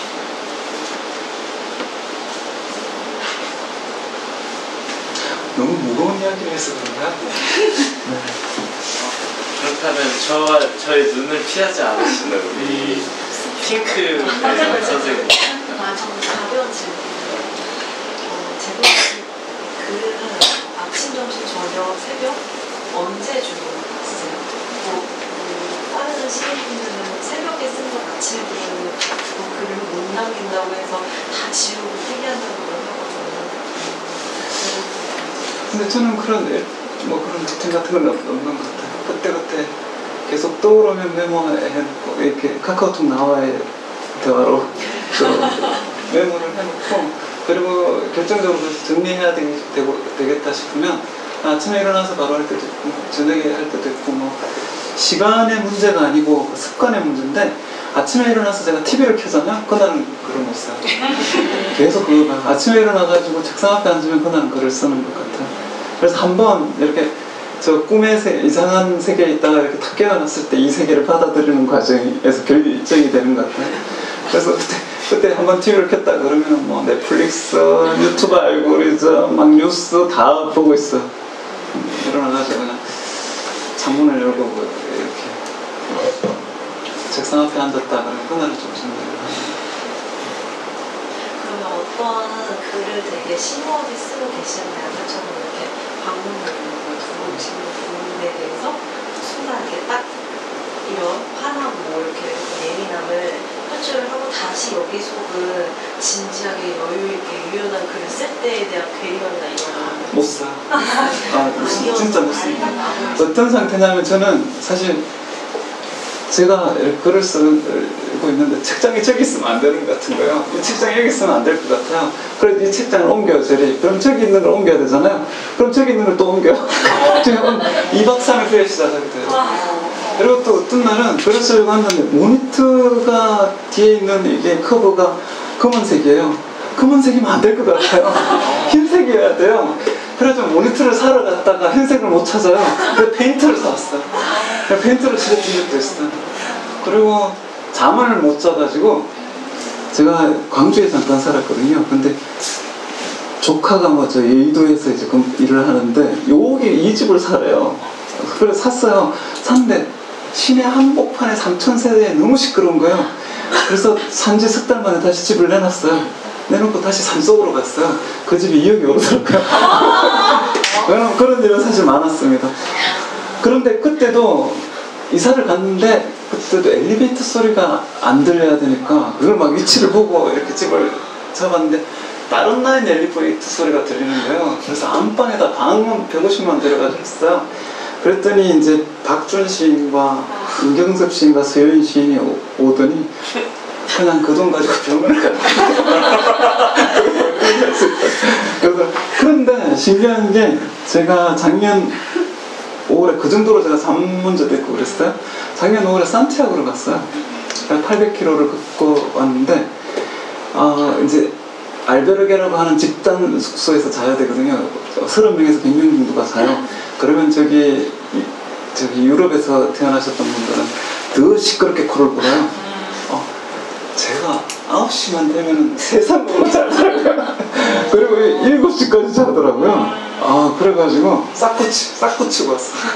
지금 잠 잘 오래 자지는 못하지만 지금은 뭐 소음 같은데 조금 유연하시고 그래서 지금은 이렇게 누가 그렇게 들어와도 사실 그다지 지금은 되게 달라졌어요.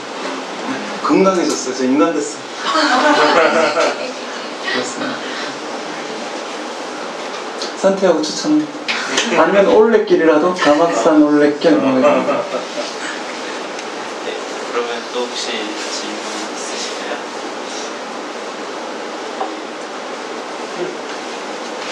우리 뒤에 계신 선생님.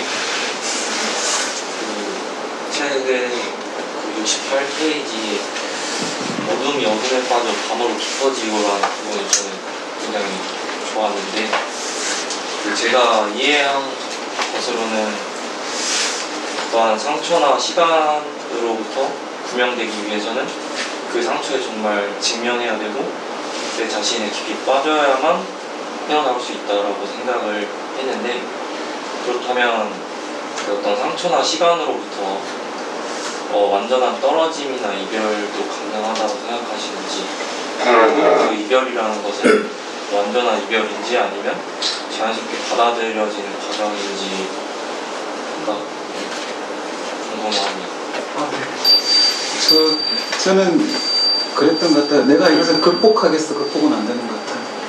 나 이것을 이제 지금부터 뭐 어떤 처세의 책을 통해서 아니면 어떤 신앙을 통해서 뭐 이렇게 멀어지겠어. 멀어질 수는 있지만 그냥 그거 남아있는 것 같아요. 근데 그것을 그냥 아플 때 그것을 피하는 것이 아니라 계속 아파하고 통과하고 나면, 그러고 나면은 결별이 가능하지 않을까라는 생각이 들어요. 근데 글 쓰는 것도 마찬가지였거든요. 학생들이 이렇게 그래가지고 난 이렇게 쓰고 싶은데 난 이렇게 쓰고 있다는 거예요. 어떻게 하면 저렇게 쓸 수 있냐는 거예요. 이렇게 다 쓰고 이게 지겨워지고 이것이 더 이상 나를 매료시키지 못할 때 다음으로 갈 수가 있는 거겠죠. 근데 상처나 사랑이나 상처나 고통도 마찬가지인 것 같아요. 그것을 나는 이렇게 극복했어가 아니라 그냥 그것이 나한테 왔을 때는 그것을 정면으로 받아들이고 계속 아파하고, 물론 주변에서는 저 진상 그러겠죠. 그렇지만 그래서 계속 아파하고 통과했을 때 결별이 되는 것. 내가 지나가는 것 같아요. 또 멀어지는 것이 그런 의미로 썼던 것 같아요.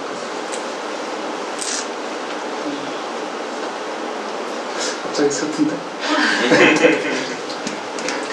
이제 한 2분 정도 받아보려고 하는데요. 선생님.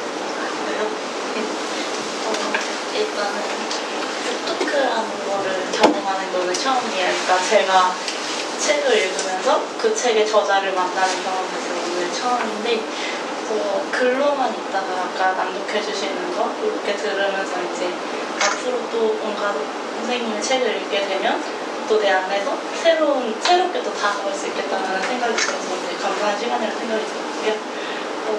그 중에서 170페이지 지금을 알 수 없네? 읽으면서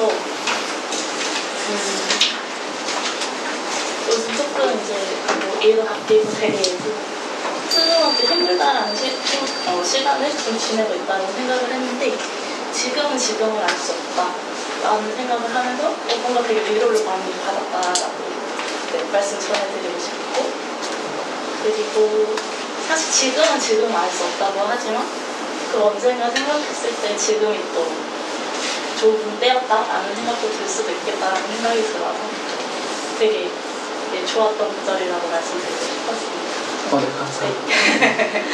그런데 사랑할 때는 우리는 사랑이 뭔지 모르잖아요. 그러니까 우리가 어떤 실체를 알려면 그것이 종료되고 나서 완벽하게 처음부터 끝까지를 다 체험한 뒤에 알게 되는 것 같아요. 그래서 우리는 살아가는 동안 아마 인생을 모를 거예요.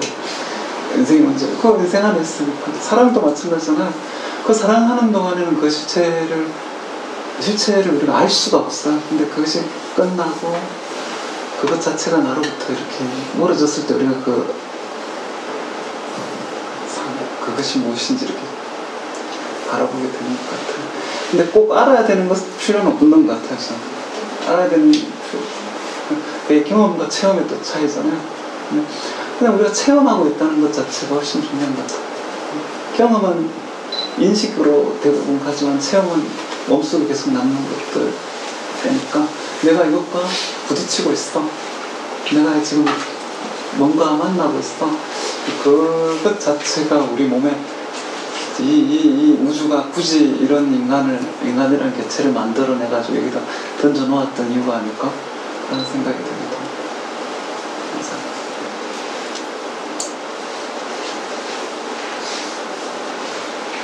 제가 계속 슬프게 만드나요? 아니요, 이 생각에 이 잠기는 느낌이 좋습니다. 네. 방해하지 마세요. 그러면 또 우리 독자님들, 우리 선생님 하셨나요? 안 하셨어요? 그럼 한번. 저는 그냥 질문보다는 오늘 그냥 감사에 대한 이야기를 하고 싶고요. 사실 처음에 시작하실 때 18페이지를 읽어주셨는데 저도 사실 그 글이 제일 중요하거든요.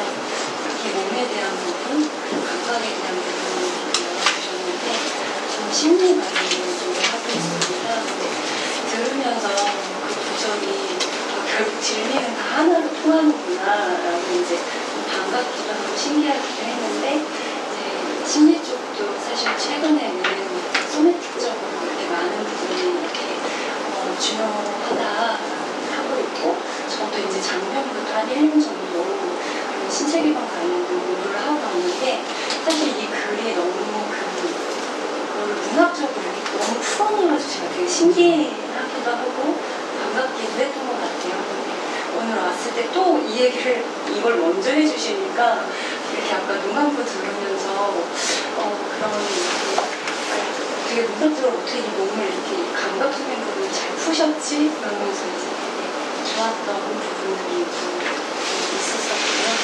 그리고 개인적으로는 이제 책을 저는 주로 저녁에 이렇게 좀 정말 자기 전에 주로 읽는 편이었는데 초반에 이렇게 좀 읽다가 나중에는 이제 그리움이나 슬픔에 대한 이제 글들을 읽으면서 점점 그 농도가 저한테는 좀 이렇게 진해지는 거예요. 그래서 후반부로 가서는 이제 제가 거의 책을 덮고서는 막 울다가 읽다가 막 그랬던 부분들이 있어서 그게 되게 많이 위로도 되고 또 사실 글이 너무너무 깊어가지고 좀 때로는 아프기도 했는데 그래도 그 너머에 굉장히 큰 이렇게 울림과 어떤 위로가 저에게는 되게 컸다. 마무리하겠습니다. 감사합니다. 커피 가는 건가요, 우리? 아니요, 더 하셔도 괜찮습니다. 편안하게. 예. 그러면 또 안 하신 선생님들이 또 눈에 밟히거든요. 또 이런 게 진행자의 마음입니다. 이게 또 나중에 생각나거든요. 아, 그때 이거 얘기할 걸 이러면서. 그래서 우리 저기 뒤에 고개 흔드신 선생님. 네. 저도 오늘 감사하게 얘기하고 싶은데요. 책은 사실 좀 많이 어려웠어요. 사실 질문은 이런 글은 어떻게 쓰실까, 이렇게 골똘히 고민해서 쓰실까 이런 생각을 했었는데 궁금했었는데 오늘 듣다 보니까 이게 평소에 해놓으신 거 그리고 이렇게 쓰시는 거 같아요. 궁금증이 좀 해결이 됐고. 근데 저는 오늘 이렇게 북토크 들으면서 되게 좀 용기를 얻었어요. 왜냐면 나이가 40이 넘어가고 나니까 이렇게 삶이 내가 잘 살아온 건가?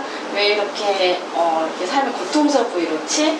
나는 좀 우울한, 그러니까 우울증 이런 게 아니고요. 이게 좀 힘들고 무기력하고 왜 그렇지라고 생각했는데 어쩌면 그게 되게 당연한 걸 수도 있겠다. 그래서 아까 말씀하시는 게 이 사회 자체가 어떤 틀 안에 우리를 가두려고 이렇게 넣으려고 하는데 각각은 다 다르니까 내가 이렇게 고통스러운 건 당연한 거구나. 그래서 내가 열심히 살아가고 있다는 어떤 그런 증거 뭐 이런 걸 수도 있겠다 해서 굉장히 용기를 많이 얻어가게 되었고요.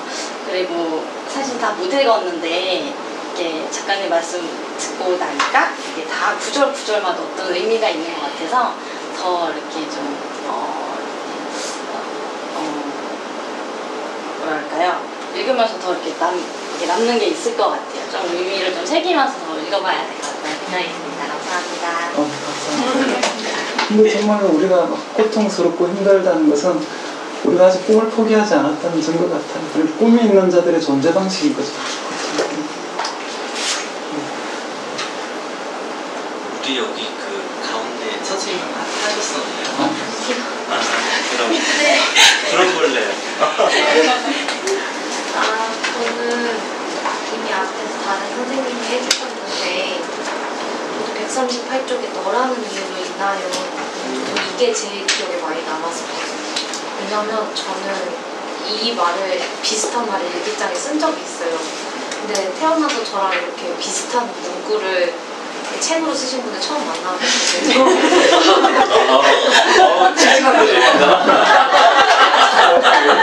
저는 약간 투정의 방식으로 쓴 거였거든요. 뭔가 죽을 수는 있는데 저 사람을 이해해주고 배려해주기까지 너무 힘들어서 이 마음은 참 뭘까 했는데 아까 뭐지? 생활이 무너지는 자기 이제 사람이 먹어서 없다는 말을 듣고 아주 훌륭한 멋진 핑계가는 생긴 것 같아서 좋았고 오늘 토크 들으면서 저는 제일 기억에 남았던 게 죽을 수 있을 만큼 살 것이다라는 말이 좀 많이 논의가 됐는데 그렇게 생각하니까 저도 좀 마음이 가볍고 긍정적이게 되더라고요.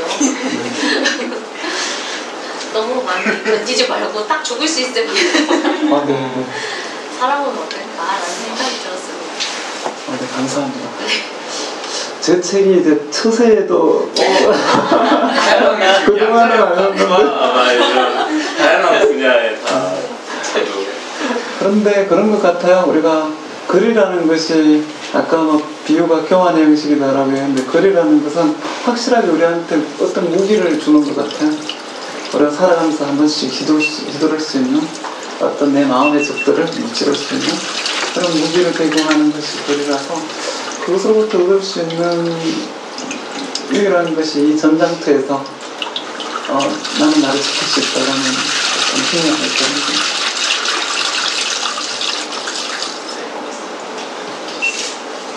테이블은 다 하신 것 같고 우리 선생님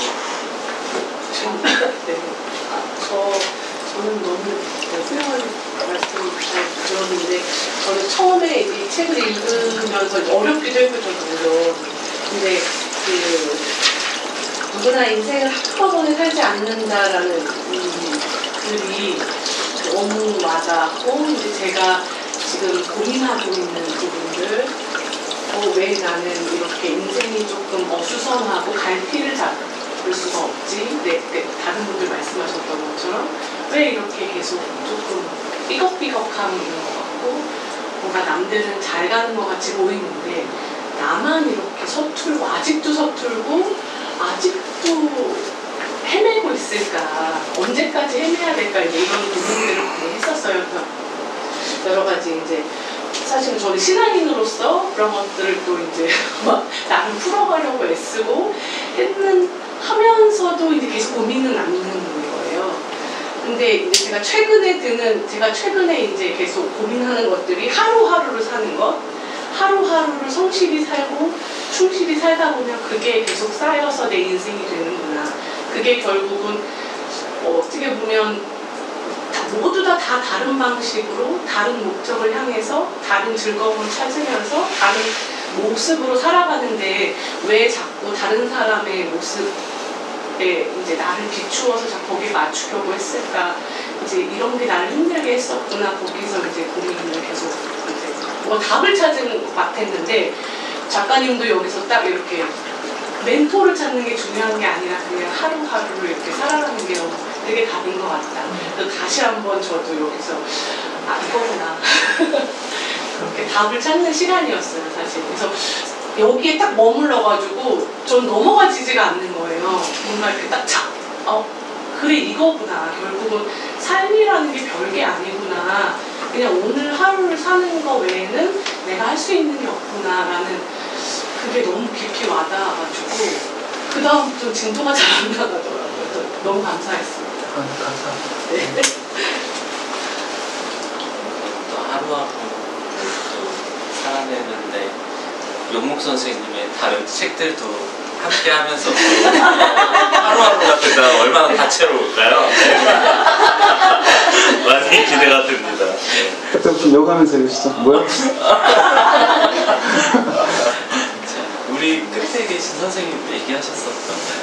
안 하셨죠? 저는 다른 게 아니고 시인님은 삶과 그 관계에 대해서도 많이 쓰셨는데 저는 이렇게 책을 보면서 약간 유독 사랑과 그리움에 좀 많이 꽂혀서 그쪽으로 많이 읽게 됐는데 이런 글들을 쓰게 되시는 그런 원천이나 아니면 그리움의 대상이나 뭔가 기억들로 이런 글들을 쓰시는 건지 도대체 어떤 사랑을 하셨길래 이런 글들을 쓰셨을까라는 게 되게 궁금했거든요. 말씀드릴 수 없습니다. 그런 게 살면서 가장 해결 안 되는 게 그 문제. 좀 일은 하면 되잖아요. 일은 하면 되는데 세상에 내 마음도 내 마음대로 안 되는데 상대방의 마음을 내 마음대로 하려고 하는 게 사랑이잖아요. 게다가 사랑은 정확하게 욕망의 이중구조 그죠? 내가 그 상대랑 밥을 먹거나 뭐 잠을 자거나 섹스를 한다고 해가지고 그게 사랑이 이루어지는 것이 아니잖아요. 그 사람의 마음이 나를 바라봐 주기를 바라는 욕망이잖아요. 그게 성립되지 않으면 안 되는 거예요. 그래서 이 욕망이 겹쳐져 있는데 이것이 그냥 하나의 욕망도 힘든데 어떻게 이 겹쳐진 욕망이 완수될 수 있겠어요. 그래서 저는 한 번도 사랑이라는 것이 내 안에 와가지고 해결되는 적이 없었던 것 같아요. 그게 이제 상대방의 마음이 해결이 안 되는 거하고 비슷한 근데 그것보다 훨씬 더 깊어지는 어떤 상태잖아요. 그 상태로 가면 정말로 모든 것들을 희석시켜버리는 어떤 순간들인데 그거 아마 누군가가 그것을 해석해내는 어떤 물론 뭐 과학자들 호르몬이라고 하지만 해석해내는 어떤 것들을 가졌다면 그 사람이 저는 전지전능한 분일 거라는 생각이 들 때가 있어요. 김수영이 또 이렇게 하겠잖아요. 욕망의 입을 열어라 그 속에서 나는 사랑을 발견하겠다라고 했는데 사랑의 신의 어머니도 아프로디테도 욕망의 신이잖아요. 그래서 그 욕망들 내 속에 있는 욕망들 어떤 욕망들은 나로 두지 않았어요. 바깥에서 모든 욕망들이 바깥에서 오는데 근데 그 알 수 없음의 순간과 어쩔 수 없음의 순간들이 계속 교차하면서 만들어내는 것이 저는 사랑 같아요. 그리고 지겹게 깨달은 것은 사랑은 반드시 배신한다는 거예요. 네, 사랑은 너무 예뻐했잖아요. 너무 예뻐하니까 애가 고등학생 되면 밥같이 안 먹으려고 그러죠. 사랑했기 때문에 배신당하는 거더라고요. 그리고 모든 사랑은 그렇게 끝나더라고요. 죽으니까. 그래서 그것들을 어떻게 바라봐야 될 것인가가 사실 모든 문학들의 과제가 아닐까. 사랑 안에 죽음을 했잖아요. 그래서 제가 그게 매달리고 있는 것 같아요. 더는 알려고 하지 마세요.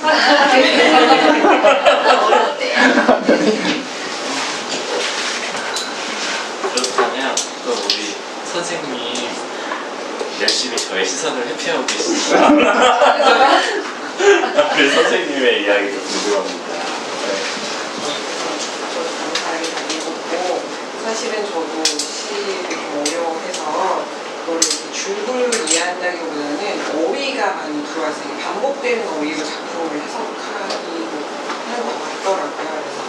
그래서 쓸쓸함이나 그리움이나 이런 감정들, 그다음에 또 그거랑 제가 생각하기에 반대되는 걸로 외로움이 나를 해방시킨다 뭐 이런 식으로 다양한 감정들이나 생각이 만들어진 거라는 생각이 들었어가지고 말씀하시는 거를 들으면서 시간의 흐름을 약간 수직감상으로 안 보일 수 있는 그런 거를 들린다고 한다면 이게 다른 책이 갑자기 생각나는데 그 당신의 인생이라는 뿌듯하게 소설에서 내가 이 삶에서 어떠한 일들이 벌어질 거를 알매도 이제 그 삶을 다시 선택하는 거잖아요. 그러니까 그 시인님도 시를 쓰는 과정도 좀 힘드실 수 있을 것 같고 이 마음에도 아까 글 쓰시면서 이제 좀 힘드신 부분들을 얘기함에도 쓰시는 거잖아요. 그런 과정이 있다는 걸 아셔도 다시 시인이 되시고 싶은지 그게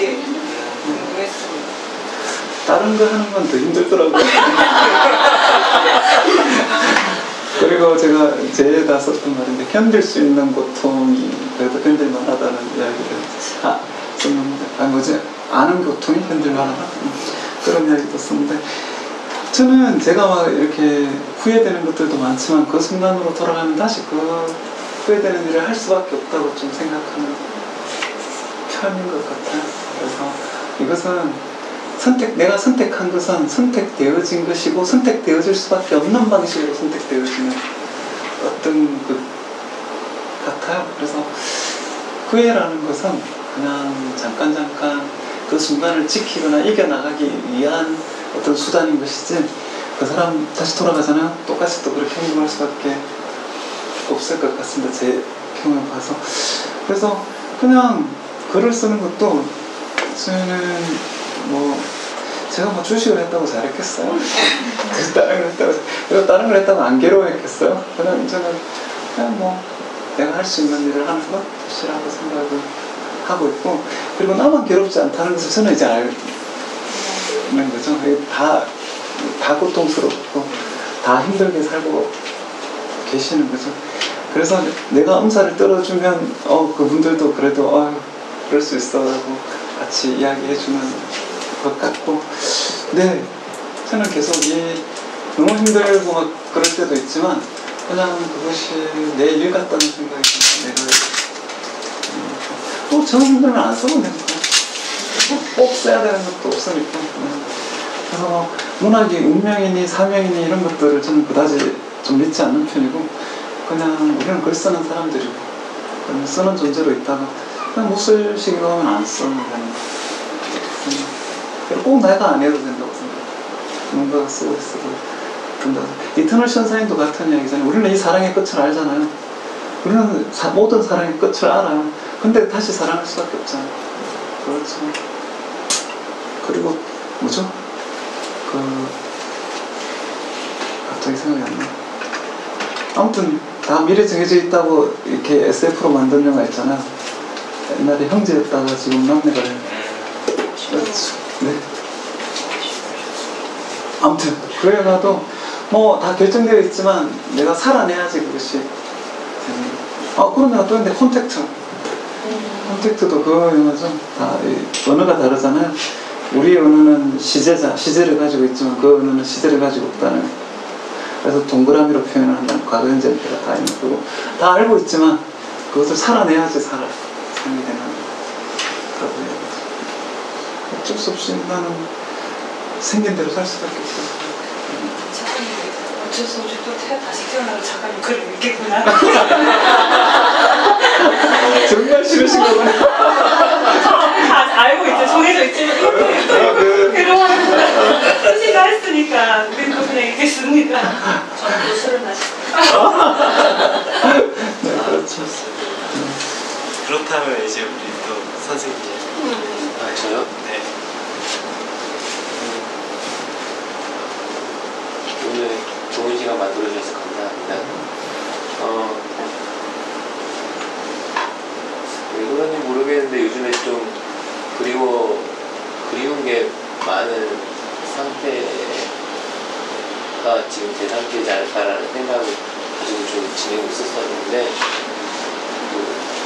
시인님이랑 함께 보낸 이 시간을 통해서 그러한 마음이 좀 이렇게 어루만져진 듯한 경험을 한 것 같아서 큰 위로가 됐습니다. 그래도 뭔가 하나 질문을 해본다면, 다시 이제 몸으로 좀 돌아가서, 몸이라는 게 결국에는 아무래도 사라져가는 그 물리적인 속성을 갖고 있다는 생각을 하는데요. 근데 이제 이전에 축적되어 있는 몸의 경험과 반대로 경험을 하는 매체로서의 몸은 점점 작아지고 있으니까, 그런 변화에 대해서 혹시 시인님은 어떤 생각을 갖고 계시는지 그게 조금 궁금하긴 합니다. 비타민을 많이 먹어가지고 이런 생각을 하는데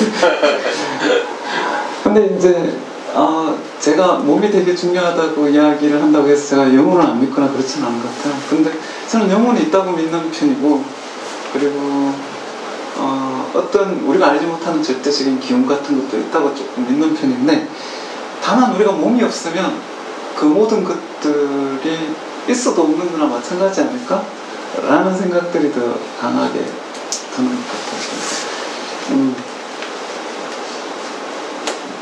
바닥이 없으면 그림자가 생기지 않듯이, 그래서 받쳐줬을 때만 그것이 거기에 있는 거겠죠. 그래서 이제 그게 아까 말씀드렸듯이 감각이 계속 둔화되는 것이 훨씬 더, 내가 체력적으로 체질적으로의 문제가 아니라 일단 내가 가지고 있는 감각들이 이 세계가 나한테 주는 것들을 다 받아들이는 것에서 조금 무뎌지고 있다는 느낌이 들 때는 되게 슬픈 것 같아요. 슬프고, 이제는 옛날에는 자금성 앞에 가면 와, 왜 이렇게 커? 되게 놀랐어요. 근데 뭘 봐도 이제 놀라지를 않는 거예요. 이러고 있더라고요. 그런 것들이 나를 지배한다는 것이 조금 쓸쓸한데, 그런데 우리한테는 좋은 무기가 있더라고요. 그게 이제 공감이라고 하기도 하고 조금 더 나가면 연대라고 하기도 하는데, 제가 학생들 이야기를 했듯이 제가 드라마를 보거나 책을 보면서 아까 오셨다고 그랬지만 드라마를 보거나 책을 보면서 제가 울고 있더라고요. 그 말은 그냥 우리가 그것을 맞닥뜨렸을 때는 그 서사를 맞닥뜨리는 것이 아니라 그냥 그 순간을 맞닥뜨리는 거는 그 시체를 모르는 거죠. 그러나 내가 그 사람을 알게 되고 그 삶을 알게 되면, 그리고 그것을 책이나 드라마나 어쨌든 압축시켜가지고 보여주는 거잖아요. 그 앞에서 내가 무너지더라고요. 이렇게 무너지더라고요. 그 순간이 우리 모두에게는 영원히 끝나지 않는 순간으로 남아있을 수 있겠구나, 이런 것들은 큰 위안이 되더라고요. 그래서 옛날에 무슨 모 출판사에서, 그러니까 창작가 비평이라는 개간지에서 계속 장편소설 대망론을 폈었어요. 난 그 이해가 안 됐어요. 예술은 단편이지. 그런데 제가 어느 순간 그걸 이해하게 됐던 것이, 총체성이구나. 어떤 그 사람의 삶 자체가 나한테 오는 순간, 내가 그것을, 옛날에는 이걸 보고 그냥 그 단편적인 감정, 와! 그 감동은 내가 준비된 상태에서 그냥 느끼는 거지만, 이게 통째로 오는 순간에는 그냥 받아들이는 거더라고요.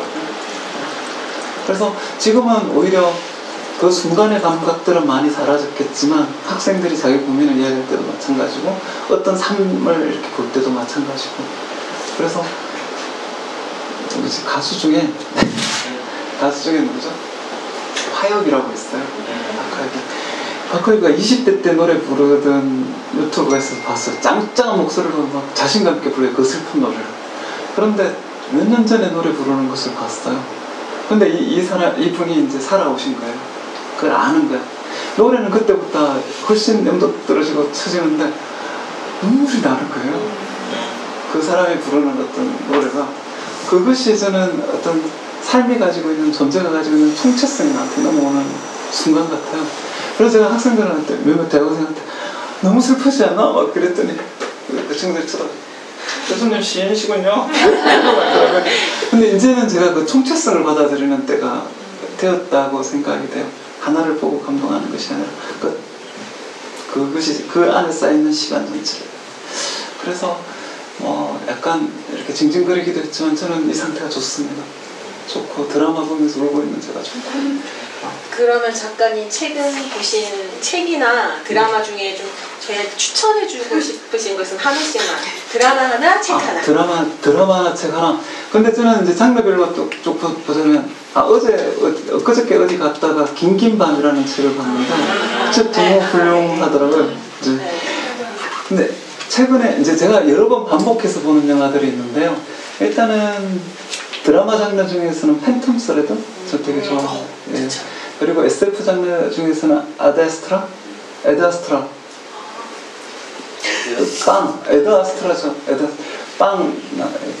주연이 빵인데? 네.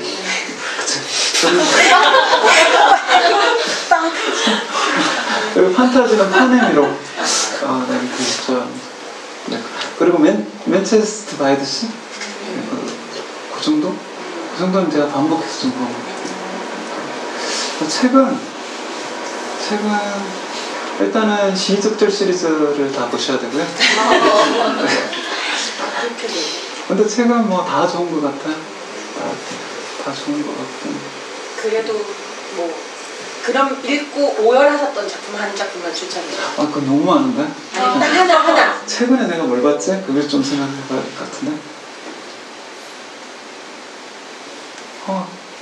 나 누구 보면서 막 너무 잘 썼다고 계속 떠들고 다녔는데, 제가 어제 과음을 해가지고 지금 궁금한데? 오열하셨던 거. 네. 읽으면서 막 이렇게. 네.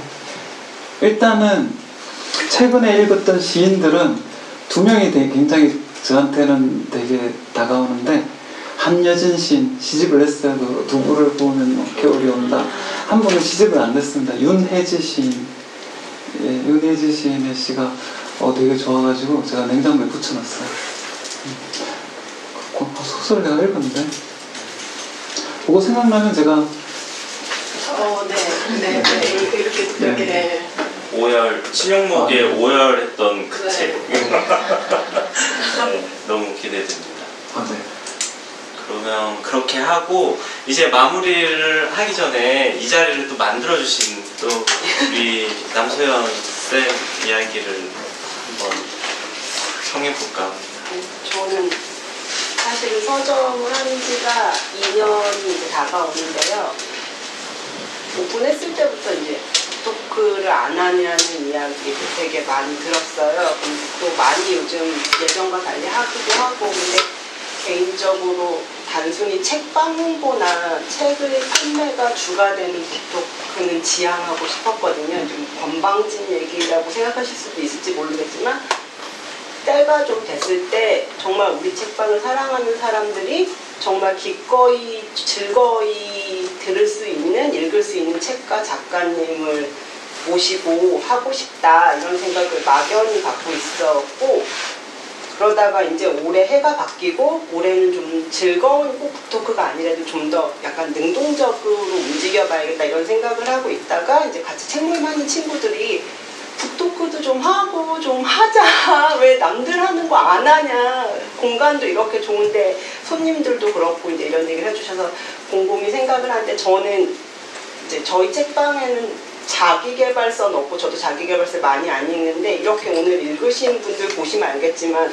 딱 읽으면 와, 이게 시인의 글이지, 이런 글들이 되게 많잖아요. 근데 어떤 책에서 어떤 구절이 제 삶이랑 딱 맞아 떨어지면 그 책이 저한테는 자기계발서거든요. 근데 제가 이 책을 다 덮고, 제가 이 책을 이제 개정판 전에 거를 갖고 있었어요. 비로 만든 사람도 좋아하고. 근데 개정판이 나오자마자 너무 예뻐서 뭔가 추억 속의 오빠 같은 느낌의 이 표지가 너무 예뻐서 개정판도 사면서 이제 다 덮고 다시 딱 읽었는데, 제가 돌아온 구절이 35페이지에 그러나 우리는 알고 있다. 정작 우리가 행하는 가장 크고 위대한 기적은 기어이 우리가 미치지 않고 이 세계를 살아가고 있었다는 사실.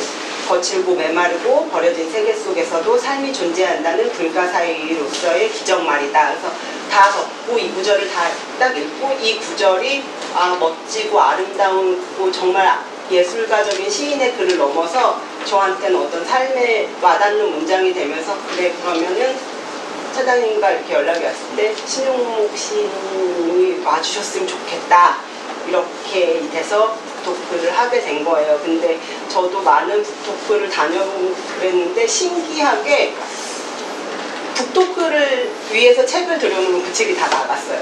그래서 지금 3번째 들여놨거든요. 저희 서점에서는 아마 한 6개월간 제일 많이 판매된 책이에요, 지금. 그래서 저희가 들어온 데서도 들여오고 남자에서 직거래를 급하게 바꾸는데, 결국은 저는 제가 생각했던 지점이 맞는 것 같아요. 저는 서점을 하면서 저의 원칙은 책을 파는 것이 아니라 좋은 책을 알린다는 것인데, 결국은 그것이 판매로 연결된다고 생각하거든요. 그래서 내가 순수한 마음으로 내가 읽었을 때 좋은 책을 기다렸고, 내가 우리의 때를 좀 더디지만 기다렸지만, 오늘 또 이렇게 스님 말씀해 주시는 걸 듣고 이렇게 나눔을 들으면서 요 작은 오늘의 만남 가운데서는 그래도 내가 옳았구나, 나의 기다림과 느림이 옳았구나, 그런 뿌듯함, 만족감이 있었습니다. 그리고 좋은 시간을 만들어주셔서 너무 감사하고, 또 같이 함께 늘 이렇게 일방적으로 듣기만 하는 북토크도 많이 봤는데 이렇게 질문을 다 해주셨잖아요. 한 분도 빠짐없이. 제가 또 빼먹은 분이 저기 뒤에 또 우리 있었어요.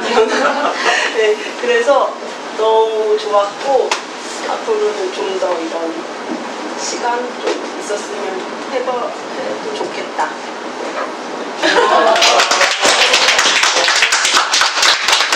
아니, 다른 평행무시에서 용목 선생님도 또 시인으로 또 시를 쓰고 또 그 책을 또 읽고, 그럼 또 이런 매듭의 자리를 또 만들어 주실 거라고 생각하니까 든든한데요. 오늘 깜찍하네요. 영원히 벗어날 수 없는 어떤 블랙 속에 있다는 생각이 듭니다. 오늘 이런 독자님과 연천에서 이제 밝았던 낮이 이제 깜깜해질 때까지 함께 했는데요. 소감 어떠신지죠? 네. 저는 이렇게 계속 창문 밖을 보는 걸 좋아해가지고 계속 저희 보고 있습니다. 어두워지는 순간을 계속 지켜봤어요. 지켜보면서 저 그러니까 바깥 풍경이 여기 계신 분들의 풍경으로 바뀌더라고요. 근데 이게 너무 고요하고 너무 좋았습니다. 그래서 이렇게 우리는 행사라고 하잖아요. 근데 행사를 온 것 같지 않고 그냥 친구들 만나러 온 느낌이 들고, 그리고 또 이런 자리에서 만나는 분들은 남 같지가 않아요, 이상하게. 예, 뭐 이렇게 뭐 특강 같은 데 가면 내가 시민척 해야 되잖아요. 그리고 뭔가 이렇게 격식을 갖춰야 되는데 그렇지 않고 굉장히 그냥 차분하게 두런두런 이야기하는 것 같아서 너무 행복한 시간이었습니다. 그래서 너무 좋았습니다. 그리고 불러주셔서 너무 감사하고요. 제가 아까 또 쓸 거냐고 그랬는데 글을 쓰기 잘했다라는 생각이 들 때가 사실 몇 번 안 되는데 오늘이 그 중에 또 한 번인 것 같습니다. 이제도 마무리가 아니고 낭독을 하나 하면서 네. 근데 제가 이제 여러 개 골라둔 게 있는데 아까 저는 왠지 이게 저는 오늘 읽고 싶었거든요. 70쪽에 170쪽에 아까 말씀하셨던 알 수 없네. 네. 지금을 알 수 없기 때문에. 네, 알겠습니다. 그래서 이걸 읽어주시면서 마무리 인사하시고 끝내면 되겠습니다. 지금은 지금을 알 수 없네. 지금은 말고 우리가 회색 외투 속에 숨겼던 심장을 꺼내 서로의 손바닥 위에 얹어두었을 때, 지금은 말고 한 뼘씩 심장 소리처럼 해가 뜨고 그 볕을 풀어 무지개가 한 폭의 담요를 짤 때, 영원히 깨지 않을 것 같던 꿈으로 덮어줄 때 나는 물었다. 그 많은 일들 중에 무엇이 남을 것인지.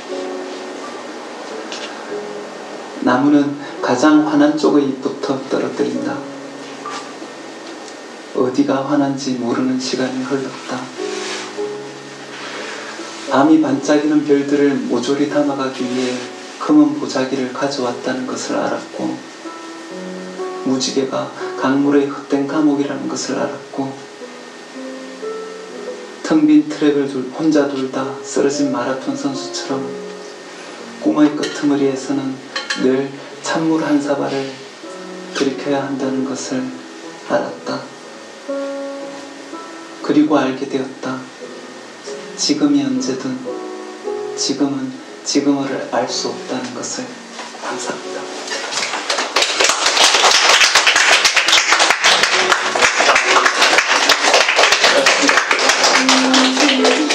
늦은 시간까지 너무 고생하셨어요.